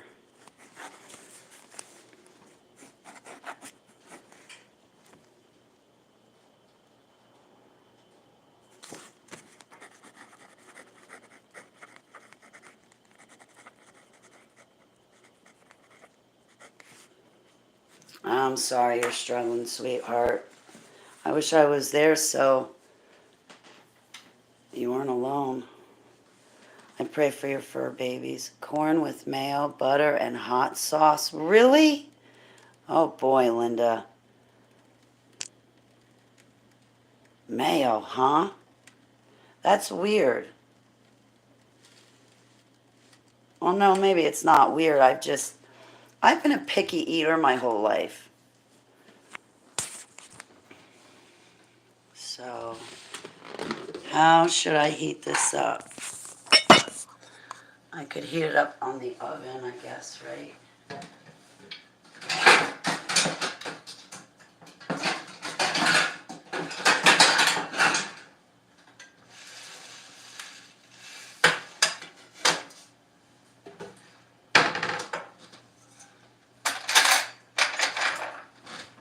I'm gonna heat up the chicken in the pan on top of the stove. I don't want to nuke it.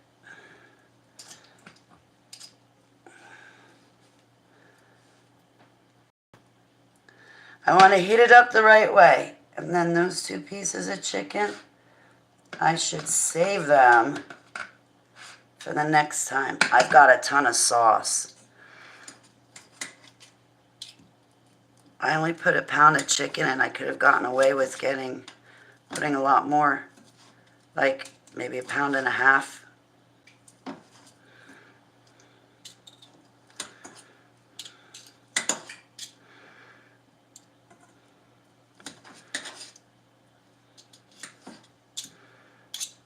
And once the chicken is heated up, then I will add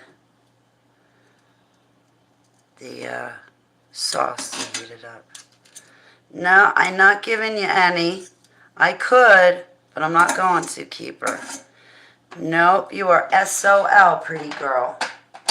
And you already got treaties, so I can't give you any more. I hate stainless steel pans. But I didn't have a lot of sauce.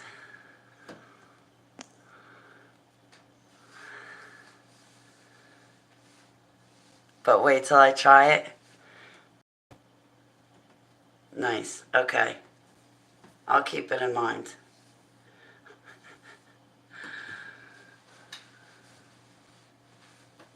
Like, hurry up. Aren't you done yet?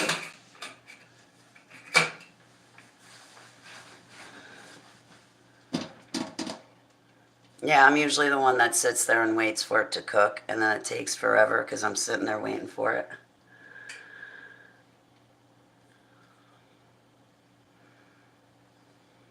Give your recipe instruction amounts. Uh-oh, we're swapping recipes.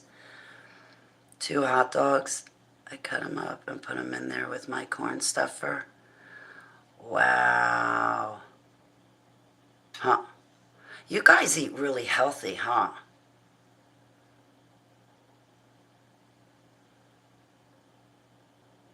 Something I need to do. I've gotten a little bit better in my older age. I started to like a couple vegetables.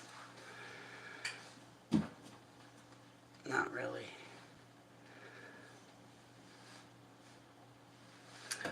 Are we done yet?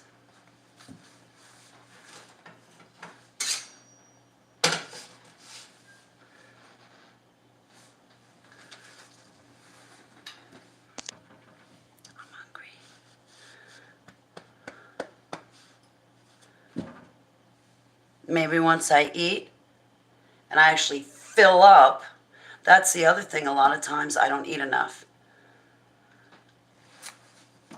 Like with the tacos today, I ate 3 tacos, but if I had like a side of something else, I could have eaten more. You know what I mean?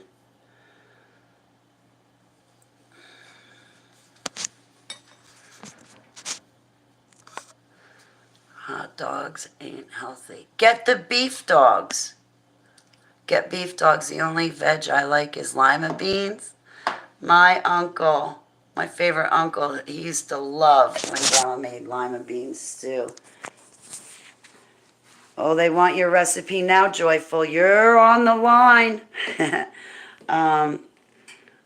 Besides chips and soda all the time, and I'm in a nutrition class all the time, so I'm trying to eat more healthier foods. Yeah, I had to get away from the soda.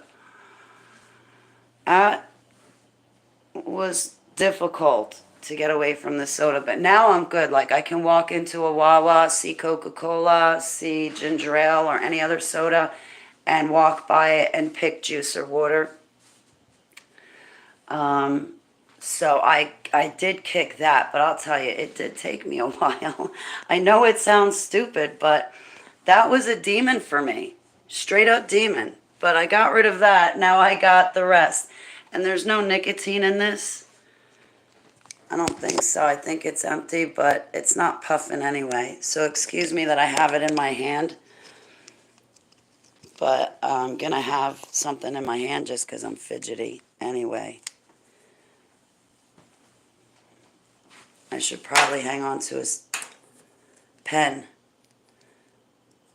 Put me off a hot dog. Saw a video close up on the end of a hot dog.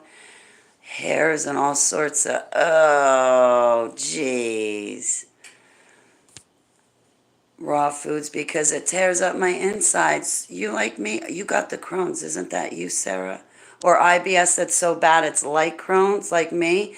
Yeah, those raw foods are no joke. I love salads. It'll put, I gotta make sure I mix it with something. Like when you go to Japanese restaurants and they give you that salad with their dressing on top. Oh my God, I love it. I eat the daylights out of it. Next day, IBS attack like you wouldn't believe. I can have a small salad.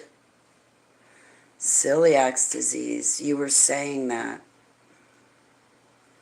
I ain't gonna lie, 'cause that's me. I'm proud of it.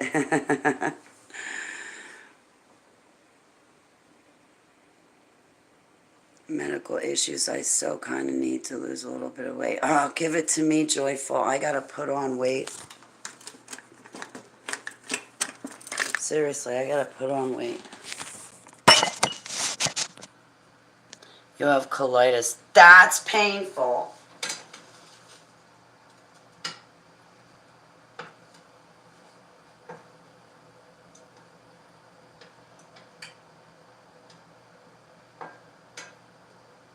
Man, I don't miss the past at all.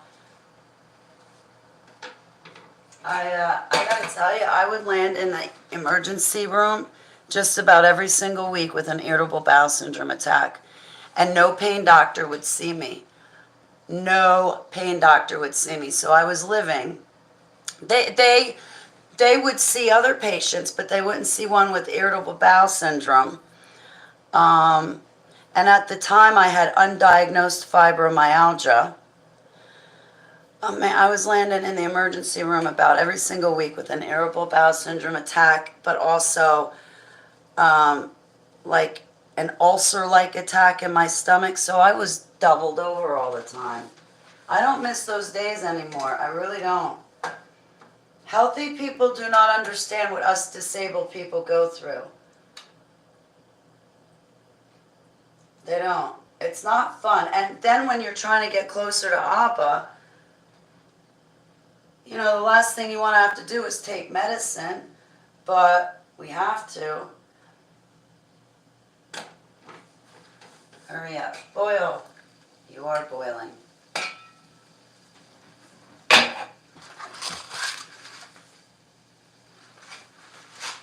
I don't know how much to make. Either make too much or not enough. You don't like lima bean. Avocados, yummy. I'll make this much.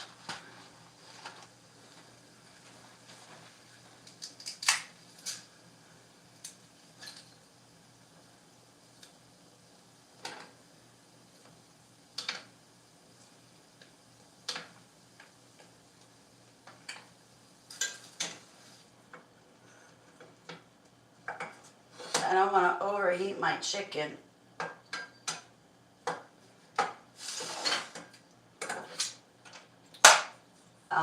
Time up. I think it's 4 minutes.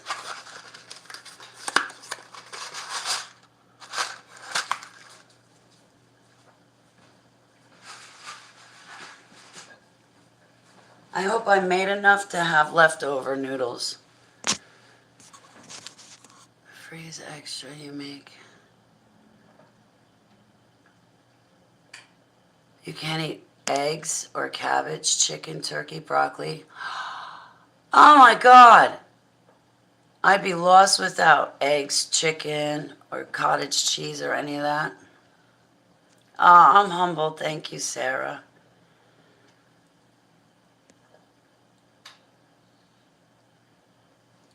Oh, I'm humble, Blazing. Thank you. You're a taco freak. I made all kinds of tacos, fish tacos, potato tacos. You came to the right place, Joyful. I made tacos today, too. I did, honest.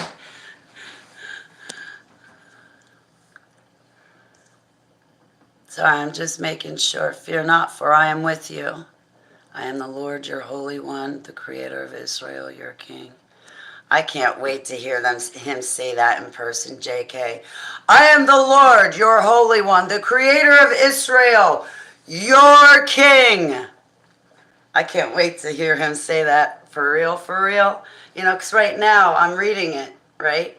But I can't wait to hear him say it.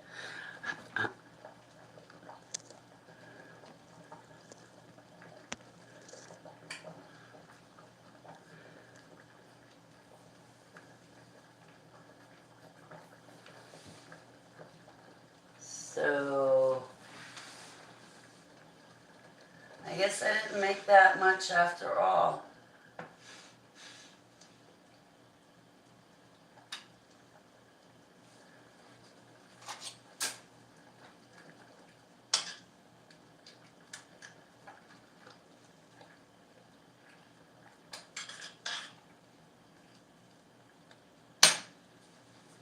My noodles are going to stick together.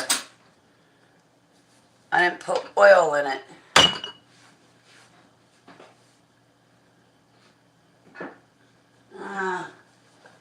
Let them stick together. I don't care. I will sing of the goodness of God. Oh, good night, Blazin'. It's great to see you, honey.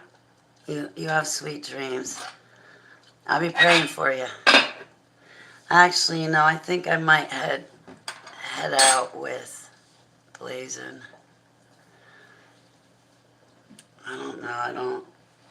Probably what's going to happen is I'll eat, walk keeper, and literally go back to bed. Sometimes when I eat,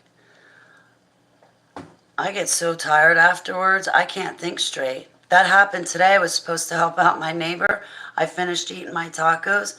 I'm like, oh, I'll just lay down for 15 minutes. Yeah, okay, Holly, you know better. 15 minutes turned into 3 hours later. But I was also drained because I was talking to somebody else about spiritual stuff and about Yeshua. And that can take energy, you know, especially when you're trying to expose the darkness and combat the darkness and drive it back with the blood of the Lamb. I don't know, it wears me out. Sometimes certain videos I run, depending on the topic of conversation, it drains me. Like honestly, like when I got done trying to tell you about invading dreams and my experiences with it, I kind of got drained just from talking about it.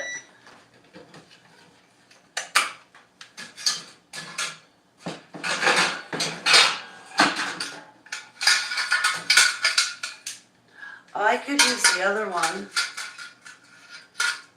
That doesn't matter. I got this out already.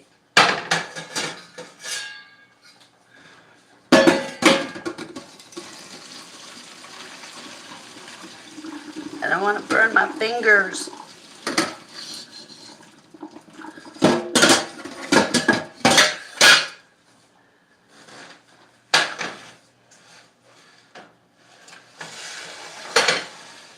Now I can go back to heating up the chicken. I'm over hungry now, and now I can't eat.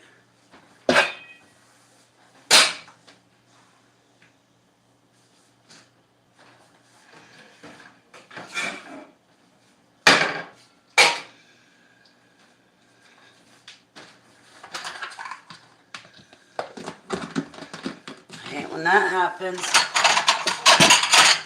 Now I don't know if this is an altar. If it's an altar, then it's obviously the MK Ultra programming. I can't tell you how many times I've gotten dinner ready, and the second it's ready, I'm like, I don't want it.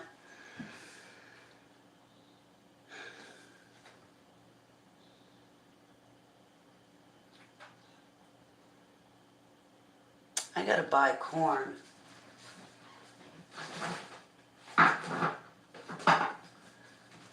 So I don't know. I don't know what to do now. Sing to Yeshua with all your heart. Heavenly Abba, I come before you and I ask you to please bless my food and make it holy. I know that you did yesterday when I cooked it, but will you please bless it and make it holy again? So when I eat it, and I pray that when I eat it, I retain the nutrients in my body. It makes me gain weight and muscle and health, because I'm still at rock bottom when it comes to my health. Another reason why I'm taking naps for 3-4 hours a day is because my health is just, it's all of it. Greta! I do the same after it's made. Put it all on a plate, sit aside, and 3 minutes later will be much in it. Right, that's what I'll do, Blazin'. So eat up. Oh, have a beautiful night, sweetheart. And Gary makes me sick, so I can eat some cheese. Dairy stuff like milk, I can't have it all. I can't have any milk. Oh, that lactose intolerance is horrible. I think I am too, but I don't listen to it because I love my cottage cheese and cheese. So I still blast right through it. I used to take like pills, I think, and they really worked. They helped. But all right, sweet dreams. Good night, Blazin'.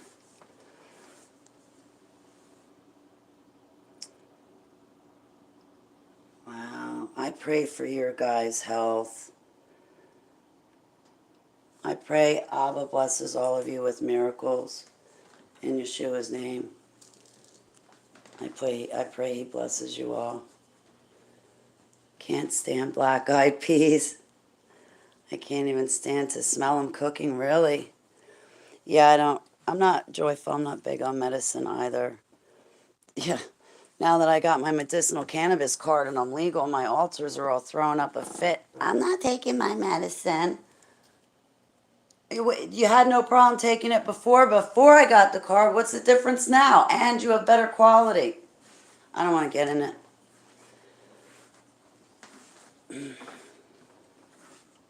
Let it be. We are all healing. Say, La Linda, I'm with you.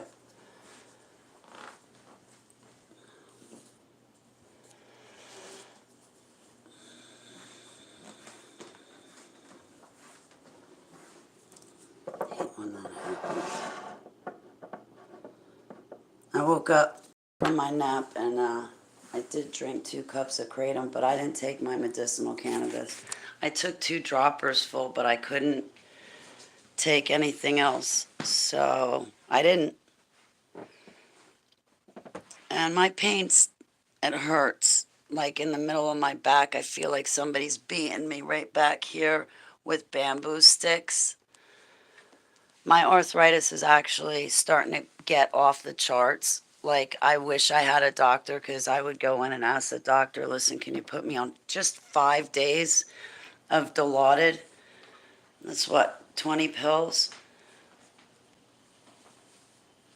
So that way I can have a week's worth of being pain-free, like entirely pain-free. I got my shirt on backwards.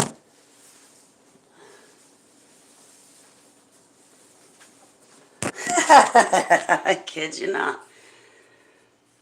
Yep, now it's on right. I've got another shirt on.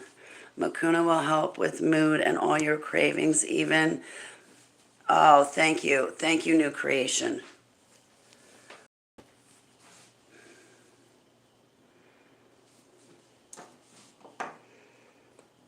Man, the cravings suck.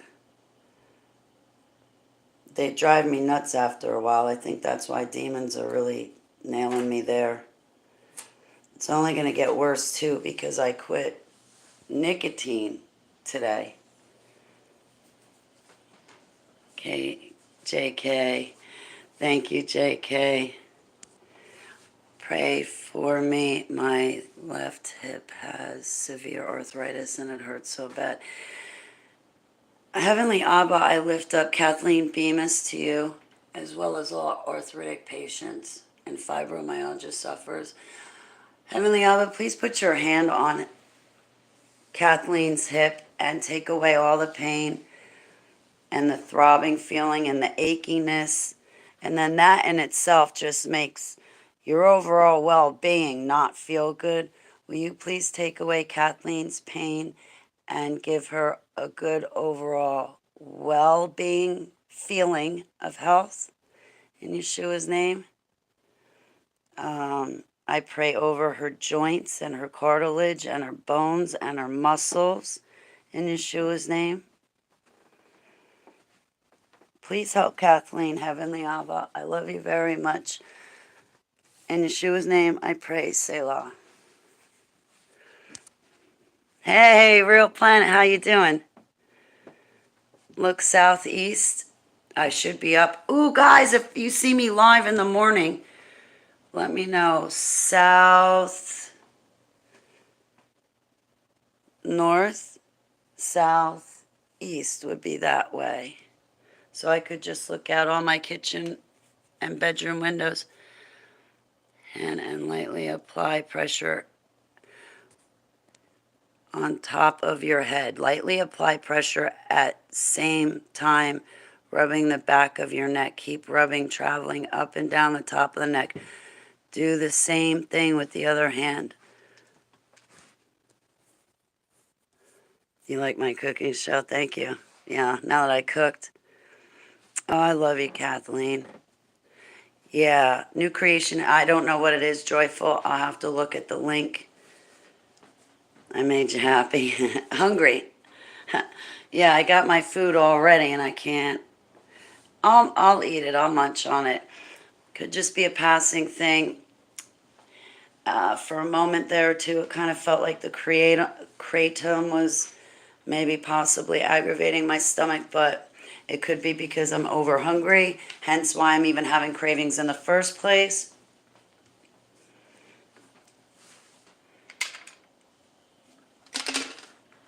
So,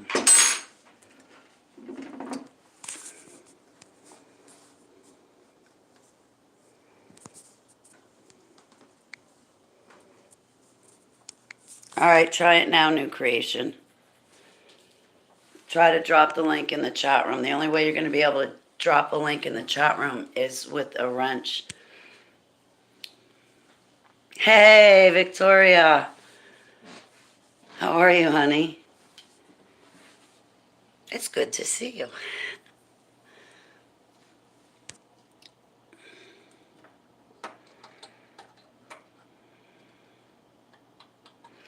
Yeah, I gotta say, I'm definitely suffering with the arthritis. But a lot's been changing, and my body too has to get used to the medicinal cannabis. I haven't had that great of cannabis in a while. I almost feel like I have to retrain my body on it all over again. But I want to get off the kratom. Like, I want to take time off the kratom. I don't think I'm going to be able to do that just yet with the cold weather. I can get it down to 1 or 2 cups a day. And inside those cups is only 2 teaspoons. That's it. No. I was up to over a tablespoon. But man, that pain gets ripping on you too much. It got ripping on me so much that I had 2 days since I had my medicinal cannabis card. There were 2 different days where on those 2 separate occasions for 3 or 4 hours, I was pain-free. Absolutely pain-free. The medicinal cannabis, I had enough of it, and I had exactly what I needed to make myself pain-free. And for those 3 or 4 hours, oh my gosh, I forgot what it was like to be pain-free. But then,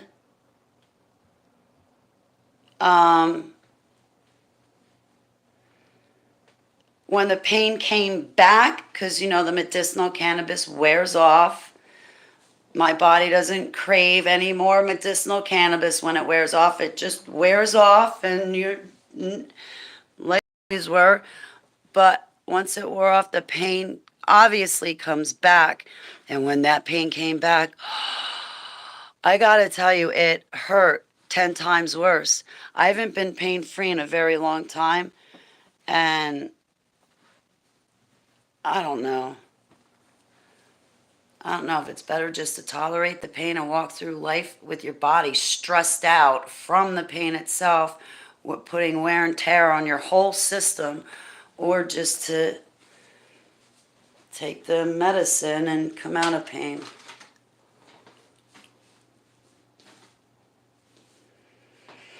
But if you take the medicine to come out of pain, when the medicine wears off, the pain comes back, so you're back in the pain, and the pain hurts 10 times worse because now it's back again. And because you had that break to be pain-free, it's like the forces of evil are like, oh, you went pain-free? No, you're not allowed to be pain-free. We're going to nail you harder now that the pain's back.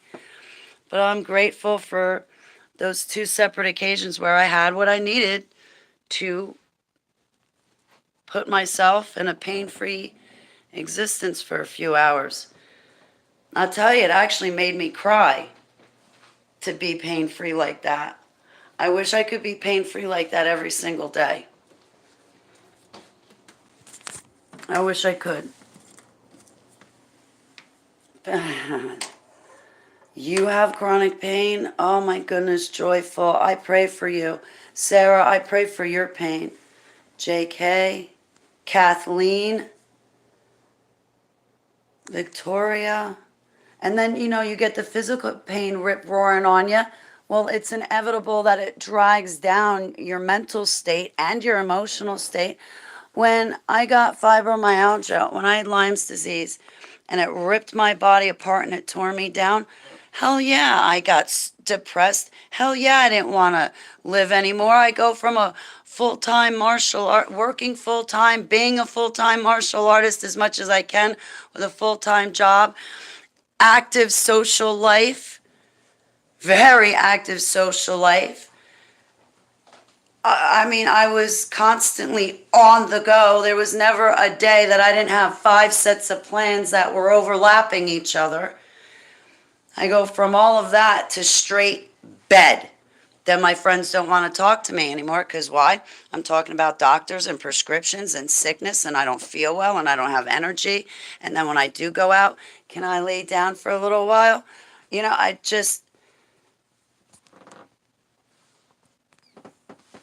Yes, you're a longtime friend of mine, Real Planet X News.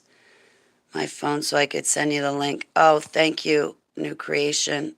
Sorry about that. Guys, when I get that link from New Creation, if it's not in the chat room, I'll send it. I'll put a link up for you. 1989. I'd have to say my chronic pain. My chronic pain started when I got married. I was 25 years old. When I was 25 years old, I was full throttle into chronic pain, and they were prescribing me 4 to 6 endo sets a day. Endo sets? What are those other one? Lorset? Lorset. Endo set. No. It was Lorset, Lortabs. And then my body can't handle Vicodin. It actually gives me hives and makes me puke. So then I went up to Percocet. Then I fought tooth and nail to get a doctor, but no pain management doctor would see me with irritable bowel syndrome, yet the only thing that worked for irritable bowel syndrome was narcotic pain pills. It was never any of the other prescriptions the doctors were giving me. And I wasn't after the pills, I was after pain relief. And then when the pills got too much, I came off of them. So, you have a good night. It was nice talking to you, Joyful Dolphin. Have a good night. It is about giving your body new life and your love of life in the movement. Melody Dance Fit. You're Holly Baglio Super Soldier phone. Rheumatic severe arthritis sucks, especially when you've had it since you're... Oh, man. I have taken you from the ends of the earth, summoned you from its most distant parts, and said to you, you are my servant. I have chosen you, not rejected you. That's beautiful, Debbie.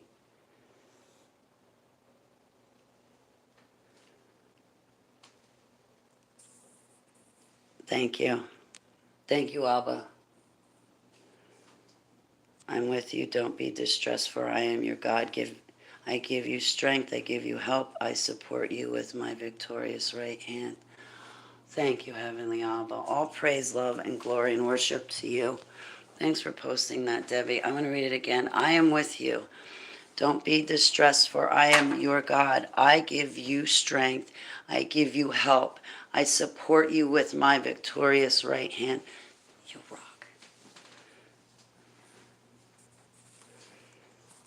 It is wonderful. 5 HTP for my trauma at night and panic attacks. I don't know what 5 HTP is. Ooh.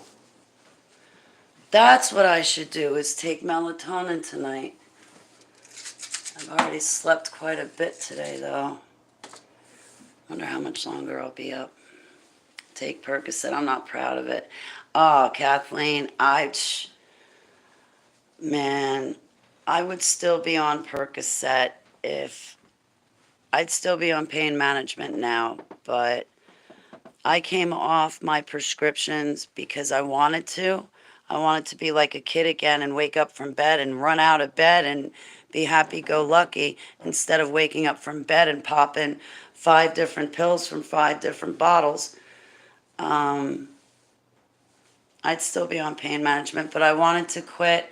And also, in the back of my head, same goes with nicotine. That's why I'm dead set on getting rid of all nicotine now. I want to get rid of it. It's my choice to quit. But also, there is no but. It is my choice to quit. I want to quit. In tribulation, when the delivery trucks stop, or when you're thrown in a FEMA camp, or when you're running for your life, they're going to take nicotine away from us. So before they take it away from us, I give it up. Before they take it from us, I give it up. I was like, Abba, I know there's going to come a day when I won't be able to get my prescription. So you know what? I give it up now. I want to get rid of it. I think I can. With you, I definitely can. So let's give it a try. And lo and behold, I was able to do so.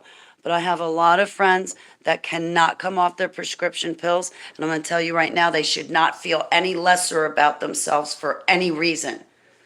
Some of us have to take medications. Sometimes they have to be a prescription, and we don't have a choice. But God doesn't love us any less. And he's not going to make you sit out because you're disabled or sit out because you're on prescriptions. Oh, no.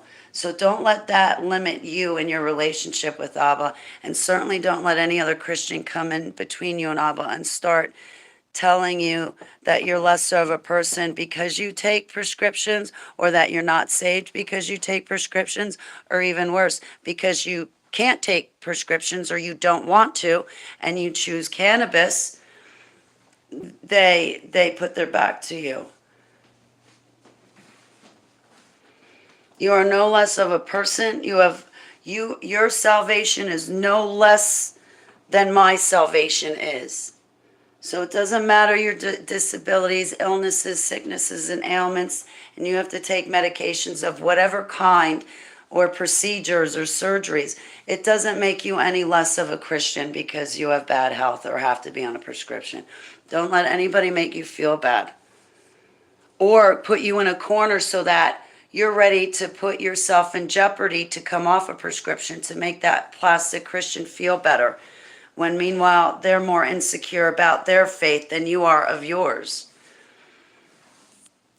I hope I'm explaining that right. It doesn't feel like I did at all. Sometimes I think about being in a camp, being forced to eat bread, which could eventually kill me. Oh my goodness. We do what we have to when it comes to our pain. Don't worry about what others say. It's not them in pain, and they shouldn't judge anyone. Selah. You might end up fasting at a FEMA camp. I'm ADD, bipolar, PTSD, anxiety. It's a long list. New creation. You just listed some of my disorders, not all of them.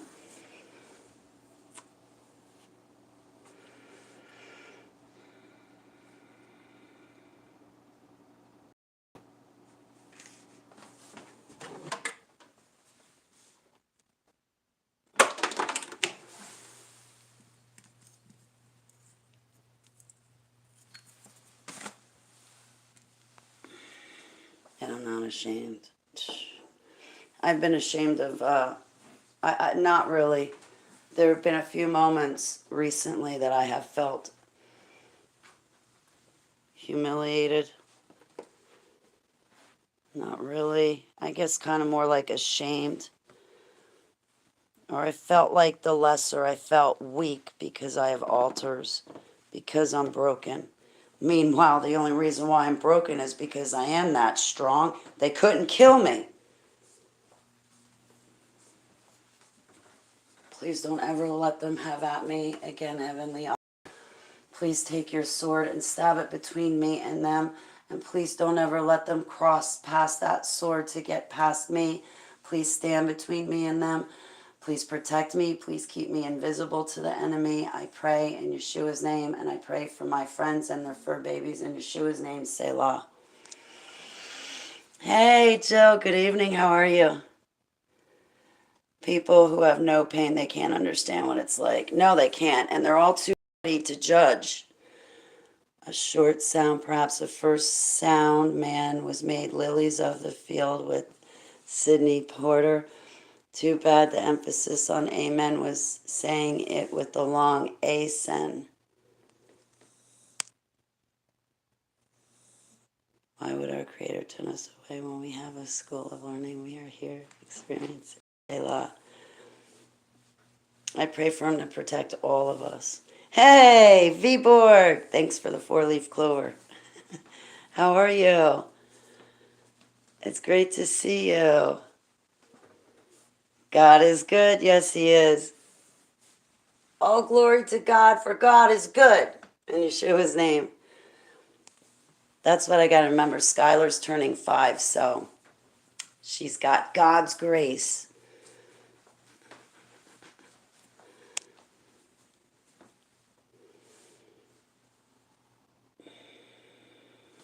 Much love to you, too.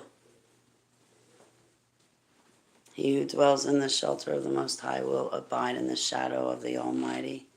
I will say to the Lord, my refuge and my fortress, trust my God in whom I trust. Selah. Ooh. Oh, thank you, Jill. I'm humbled. Thank you so much. Thank you so much.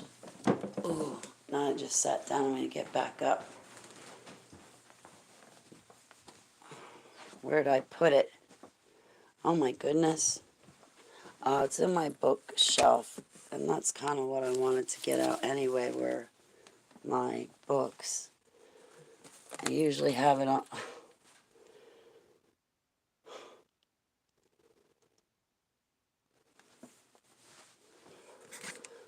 I'm thinking of Seva, excuse me. My deceased little kitty. Okay. He has a plan for your life, but you must forgive yourself. No, it was not your fault, and there is nothing to forgive, and this is for someone, maybe more than one. Thank you, Sarah. It sounds like it. Aw, lifetime actor, sweet dreams, sweetheart. Aw, it's been a blessing having you hang out with us. And I'm your hostess with the mostest, keeping Yeshua the focus. Aw, sleep well. I pray Heavenly Abba sends down his warring angels to stand guard around you and your loved ones' lifetime, around your home, around your fur babies, so that the darkness cannot attack you while you sleep in Yeshua's name. So, yeah, I can't wait for tomorrow. Here, can I just take a moment to step back from the camera? Would you guys mind if I just stepped back? So, I can't wait for tomorrow. I can tell you guys a really big secret I've been having to keep.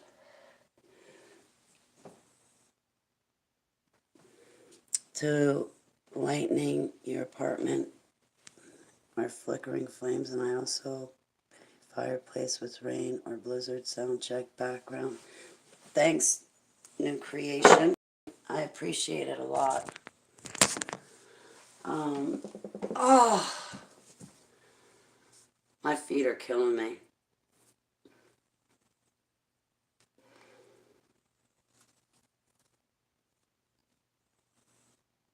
Oh, that's what I wanted to do. That's why I got my Bible out. I get too easily distracted. Hang on a second. I get too easily distracted. I'm sorry, that's why I got my Bible out. Let me find it.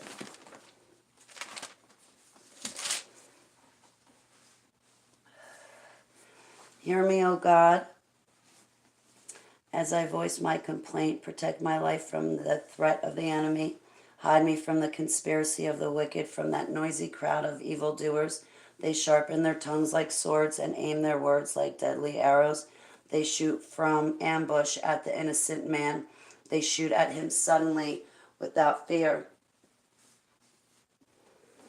They encourage each other in evil plans. They talk about hiding their snares, and they say, "Who will see them?" They plot injustice and say, "We have devised a perfect plan. Surely the mind and heart of man are cunning." But God will shoot them with arrows suddenly. Ooh, God will shoot them with arrows. I want to be his arrow. But God will shoot them with arrows. Suddenly they will be struck down.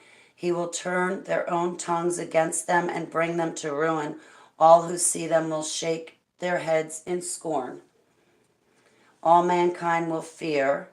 They will proclaim the words of God and ponder what he has done. Let the righteous rejoice in the Lord and take refuge in him. Let the upright in heart praise him. That was Psalm 64. Aw, Jill. You have 9 animals? Oh, I pray for your animals. I say that too. I say, Abba, protect our animals. Don't let them suffer. I have a feeling you want to see more cooking episodes? Okay, real. I will just for you, real. Thank you, Debbie. That's a great song. I got to remember because it says, May God shoot arrows at them. I want to be God's white hot silver arrow. His sword is his living logos, right?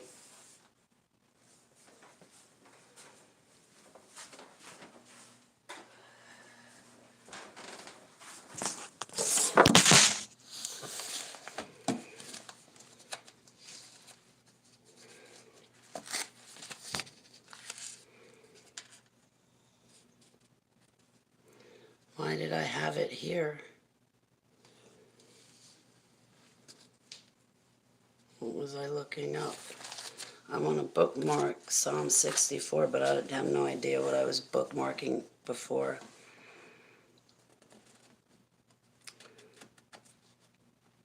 Probably Psalm 11. In the Lord I take refuge. How then can you say to me, flee like a bird to your mountain? For look, the wicked bend their bows. They set their arrows against the strings to shoot them from the shadows at the upright in heart. When the foundations are being destroyed, what can the righteous do? The Lord is in his holy temple. The Lord is in his holy throne, is on his holy throne. He observes the sons of men. His eyes examine them. The Lord examines the righteous, but the wicked and those who love violence his soul hates. On the wicked he will rain fiery coals and burning sulfur. A scorching wind will be their lot. For the Lord is righteous. He loves justice. Upright men will see his face. Unlike my ex, who is not upright. Well, you can't love God when you treat people like crap. I didn't collapse anybody's lung, dude. Point the finger back at yourself.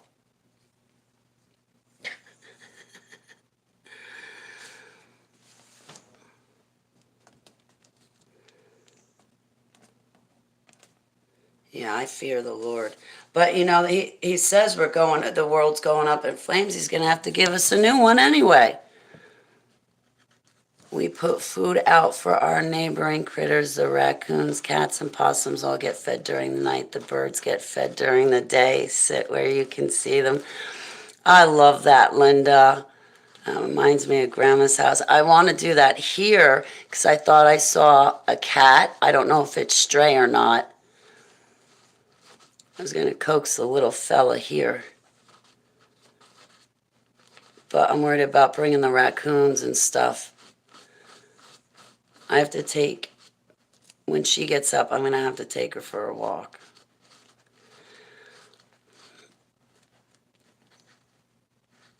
But please be my TBX strip.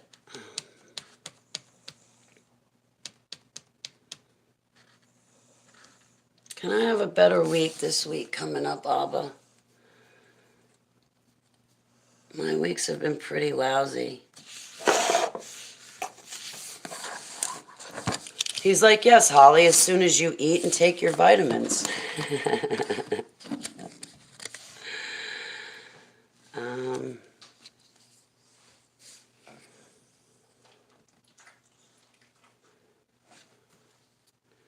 How long, O Lord, will you forget me? Will you forget me forever? How long will you hide your face from me? How long must I wrestle with my thoughts and every day have sorrow in my heart? How long will my enemy triumph over me? Look on me and answer, O Lord my God. Give light to my eyes, or I will sleep in death. My enemy will say, I have overcome Holly. No, I have overcome him, and my foes will rejoice when I fall. But I trust in your unfailing love. My heart rejoices in your salvation. I will sing to the Lord, for he has been good to me, and he has been good to me. He really has. That was Psalm 13. He has definitely been good to me. Like beyond good. Are ever so friendly.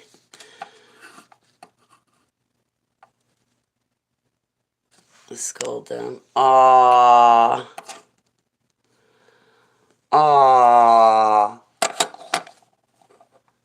I used to do that too, feed the birds in the day and just sit out there with Keepa and watch them. Then Sava would hide in the bushes and try to pounce on them. And then they'd dive bomb her. I love animals. If I had my grandmother's property, I'd probably have like an animal sanctuary on it. Tons and tons of animals. A lot of times they're better than humans.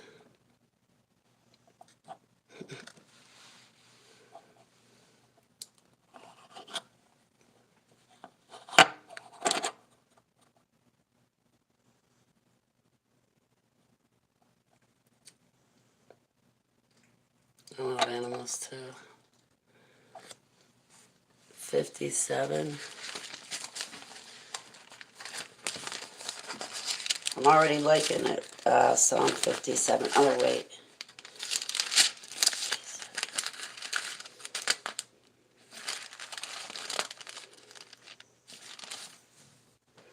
Sorry, it's the NIV. My King James is kind of hard to read, so please excuse me. If you want, I'll go get the English Standard Version. I'm not trying to be difficult. To the tune of Do Not Destroy. Wow, Psalm 57, right? It's the right one, right? Okay. Thank you, Sarah. Have mercy on me, O God, have mercy on me, for in you my soul takes refuge. I will take refuge in the shadow of your wings until the disaster has passed. I cry out to God Most High, to God who fulfills his purpose for me. He sends from heaven and saves me, rebuking all those who hotly pursue me. Selah. God sends his love and his faithfulness. I am in the midst of lions. I lie among ravenous beasts, men whose teeth are spears and arrows, whose tongues are sharp as swords. Be exalted, O God, above the heavens. Let your glory be over all the earth. They spread a net for my feet. I was bowed down and distressed.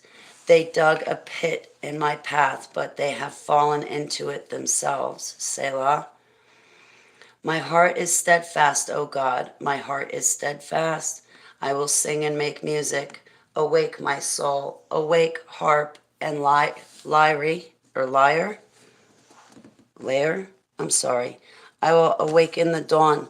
I will praise you, O Lord, among the nations. I will sing of you among the peoples. For great is your love, reaching to the heavens. Your faithfulness reaches to the skies.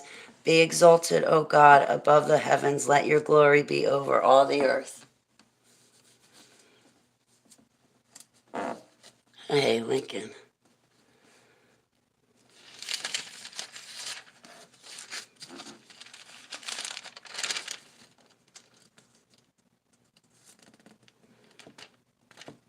You have early spring flowers. Aww. Oh, wow, Linda. That sounds beautiful. I've been worried about the bees. We didn't have very many last year in New Jersey. And if you did see them, they were flying really low to the ground. And even then, it was rare to see them. Aw, thanks, New Creation. Yeah, I was just thinking, you know.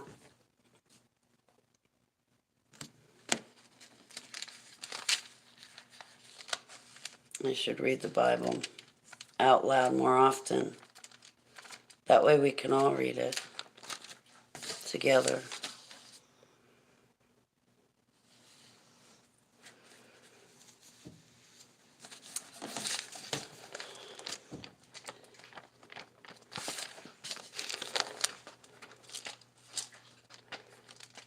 What am I looking up? Isaiah. I found a note in my Bible. Isaiah 49:2. He made my mouth like a sharpened sword. In the shadow of his hand he hid me.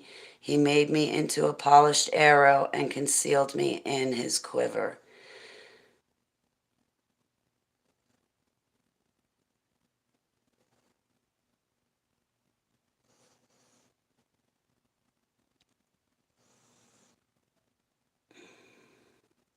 Let me start at the beginning of 49. Very interesting.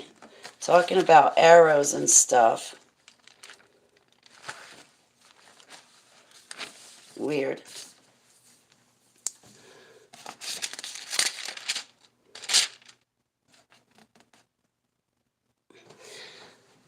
Listen to me, you islands. Hear this, you distant nations. Before I was born, the Lord called me. From my birth, he has made mention of my name. He made my mouth like a sharpened sword. In the shadow of his hand, he hid me. He made me into a polished arrow and concealed me in his quiver. He said to me, you are my servant, Israel, in whom I will display my splendor. But I said, I have labored to no purpose. I have spent my strength in vain and for nothing. Yet what is due me is in the Lord's hands, and my reward is with my God.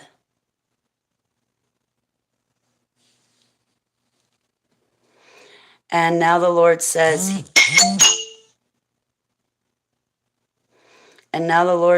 he who formed me in the womb to be his servant, to bring Jacob back to him and gather Israel to himself. For I am honored in the eyes of the Lord, and my God has been my strength. He says, it is too small a thing for you to be my servant, to restore the tribes of Jacob and bring back those of Israel I have kept. I will also make you a light for the Gentiles, that you may bring my salvation to the ends of the earth. That is what the Lord says, the Redeemer, the Holy One of Israel, who was despised and abhorred by the nation, and to the servant of rulers. Kings will see you and raise up. Princes will see you and bow down. Rise up, and princes will see you and bow down, because of the Lord who is faithful, the Holy One of Israel, who has chosen you.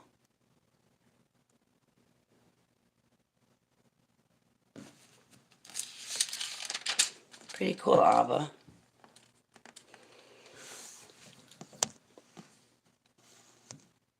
Perennials are important. Said millions of his bees died. Oh, Linda. ECWN, invading your chat, blame it on...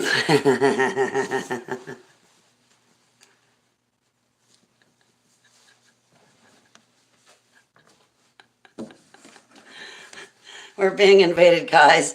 I don't know what to tell you. You better hope that the nation of ECWN and the nation of Holly don't set off any nukes. You are welcome to invade my chat anytime you want, ECWN. Ah, sweet dreams, Kathleen. Sweet dreams. You're going to sleep. I will have... We'll have to catch up tomorrow, Kathleen. Why don't we do that? Because I see I still got my food sitting out. I better definitely eat. And then what's going to happen after I eat food? I'm going to want a cigarette. And then I get to go through a whole nother fit all over again. Pull out a one just to go smack dab into another one. The predicaments I've put myself in. Long time no see. How are you? I know, Greta. What'd you do, ECWN? Trade us in? Get rid of us? Find another chat room you like better? Fine. I will never flex my muscles for you again.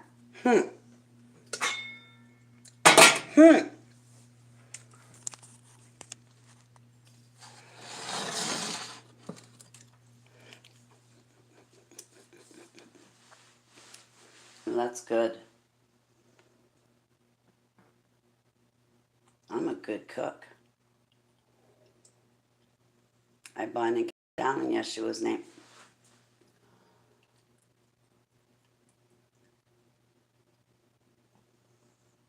Is my eyes playing? I'm going to chalk this up to my eyes playing tricks on me.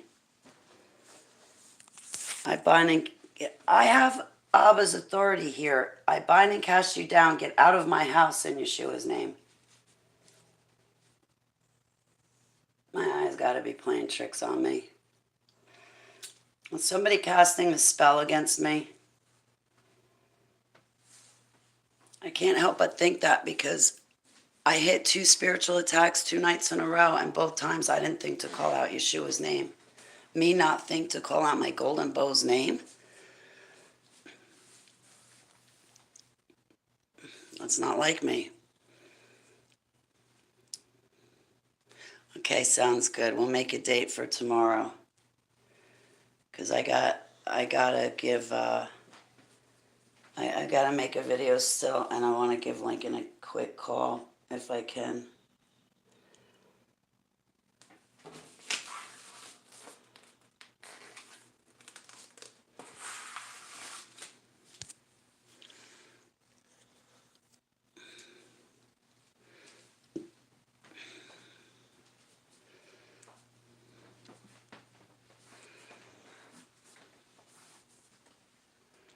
Thank you, I accept. And please put hedges of protection around Greta, her husband, and their fur babies in Yeshua's name.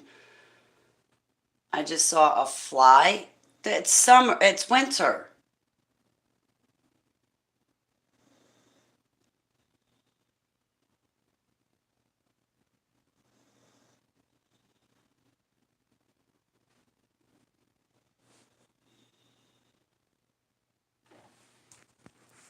If I were in a spiritual attack, you could count that one would probably sleep through it.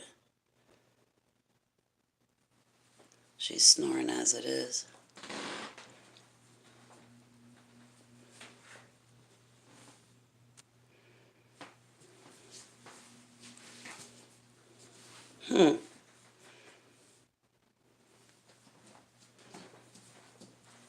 Okay, it was my shadow. Yell really loud.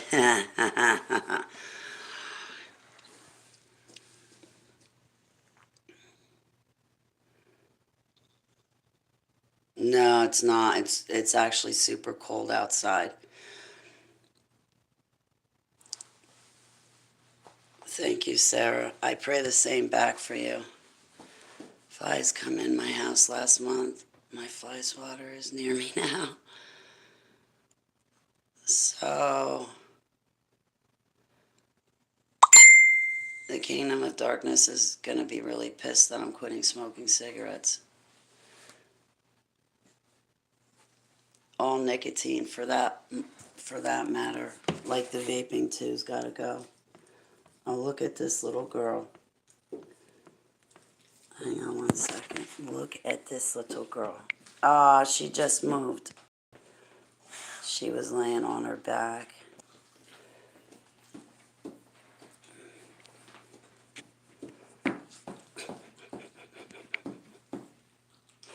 Well, it works. The tail wags. Now, let's wag the dog. Let's wag the dog. Let's...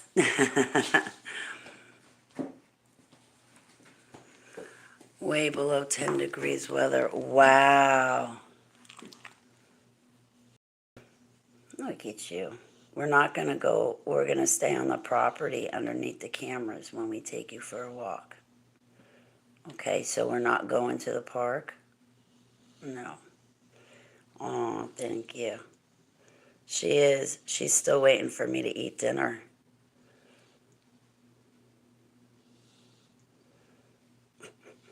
Floppy dog. She got all this, like, extra skin. She's just a floppy dogger.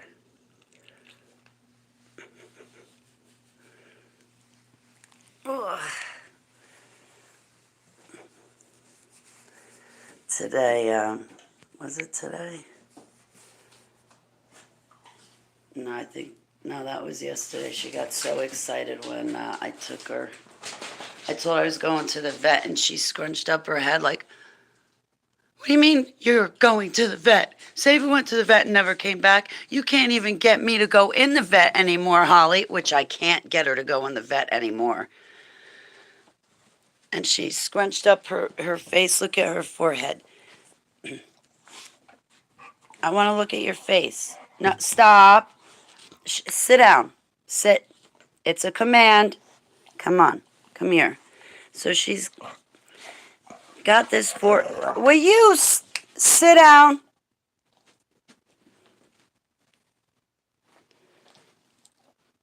Right? So she's scrunched up her forehead. Like, what do you mean you gotta go to the vet? And then I was like, you could come with me. A few minutes later, I was like, you could come with me for the car ride. Man, this dog got so happy. She kept jumping up and barking. She liked it. But now it's just always her and I. And I put Seva's, that little box on my bed, and Keeper wouldn't lay on the bed at all today. It was almost as if Seva was right back here in the house. Because Keeper wouldn't get on the bed when Seva was on there. Seva dominated it. Even when I got Keeper a doggy bed, Seva dominated that. She was definitely my cat. What a personality she had on her. Just such a cool cat.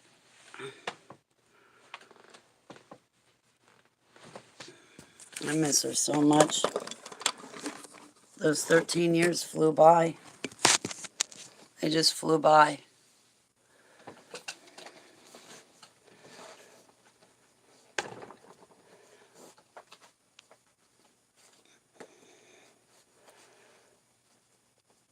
I miss playing mousy with her. I thought I was going to have that cat for a lot longer. I'm glad, though, that she doesn't have to live through tribulation. There's a small part of me that wonders if Abba's going to take all the animals before it gets worse. You know, we read what happens in the seals and stuff. When the seals are opened,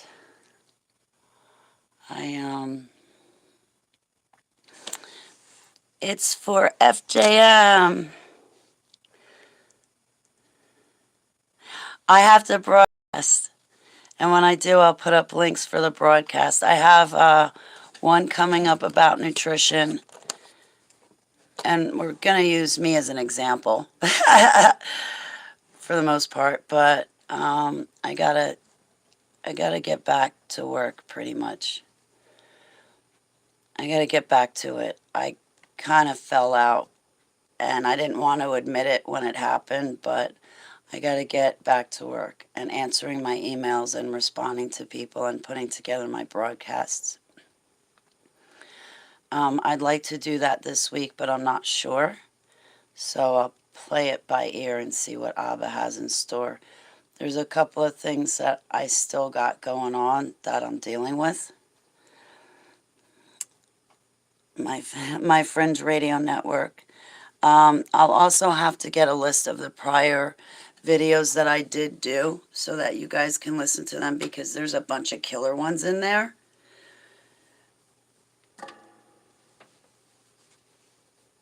And I'd like to get back to it.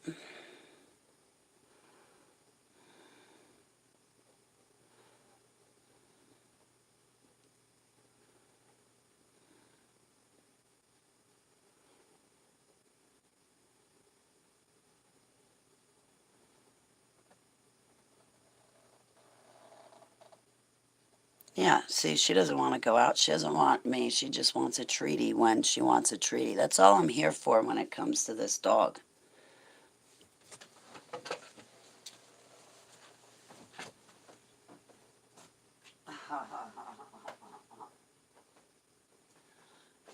Oh, I kid you not.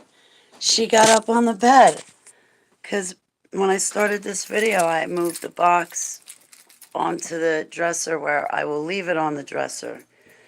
But the dog's up on the bed now that the box of Seva's ashes have been removed off the bed. And then she comes back out. Winter feeding.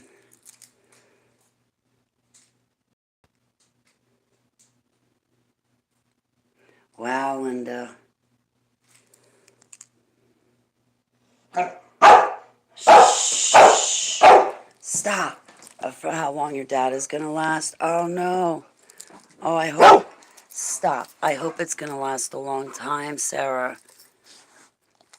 Stop. Well, you know what? I'm actually going to let you guys go because I got to take her out. Sorry, I keep you on the phone, but I'm having data issues. So I kind of actually don't have a choice but to let you go. So thanks for hanging out with me tonight for the past 3 hours. Thanks for hanging out with me so I didn't get myself in any trouble, which I really like the sound of that. And thanks for hanging out with me because I love the company I had. Okay, good. You have another card. Aw, thanks, new creation. I appreciate it. Sweet dreams. All right, guys, I love you. A bushel and a peck and a hug around the neck. I'll see you tomorrow morning. And we cannot forget to remember, we're going to be looking outside to the southeast about 5 a.m., 6 a.m. I guess we're looking for Nibiru or something like that. Yeah, we're looking for something that's not supposed to be there, that none of us have learned about in school, that NASA's been hiding with very very nice and neatly with their composite pictures. Yeah, and that's another thing, composite pictures. That's what NASA gives us, is a composite picture. So they can composite those pictures in the form of a ball and say that you and me are living on a ball. Now,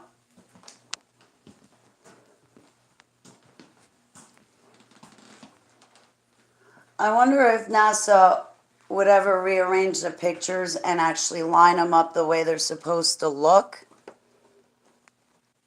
Because maybe we live on a flat circle. I don't know. I'm just messing around. All right, guys. I hope that you have a good night. And I'll be praying against any incoming spiritual attacks as well as retaliation attacks, because we've all stood in prayer and agreement with one another. The forces that be and the people that tamper with them always retaliate back against us. I pray for our fur babies in Yeshua's name, for them to be protected because they fall subject to astral travelers and demonic attacks. Work tomorrow. Okay, it's for FJM. Okay. And I hope you don't have to work too hard tomorrow. Oh my God, I can't believe I'm up at 10. You know what I really feel like doing? It's just like lying in bed and watching TV, or like watching a movie. Now, I know it's like MK Ultra and stuff hidden in plain sight, but I watched that John Gotti movie and I got into the movie, and then everything else just kind of fell away, and my mind was on that for a little while. Like, maybe I can find some God movies. I want to watch that movie. I forget the name of it. All right, guys, I'm going to let you go, though. KJ, it was great to see you, sweetheart. It was great to see all of you. And I am going to go. I am going to just do it this time. But it was really great to hang out with you guys, and I'll see you in the morning, okay? I'll be praying with and for you. How to put YouTube on TV so you can put a fireplace on it. Sounds good. Thanks, new creation. A holly-proof fireplace. Put it on TV, and that way it won't burn the place down. All right, have a good night, guys. I love you, and I'll be praying with you, and I'll see you tomorrow. Mwah. Okay, you ready to go out, Keeper?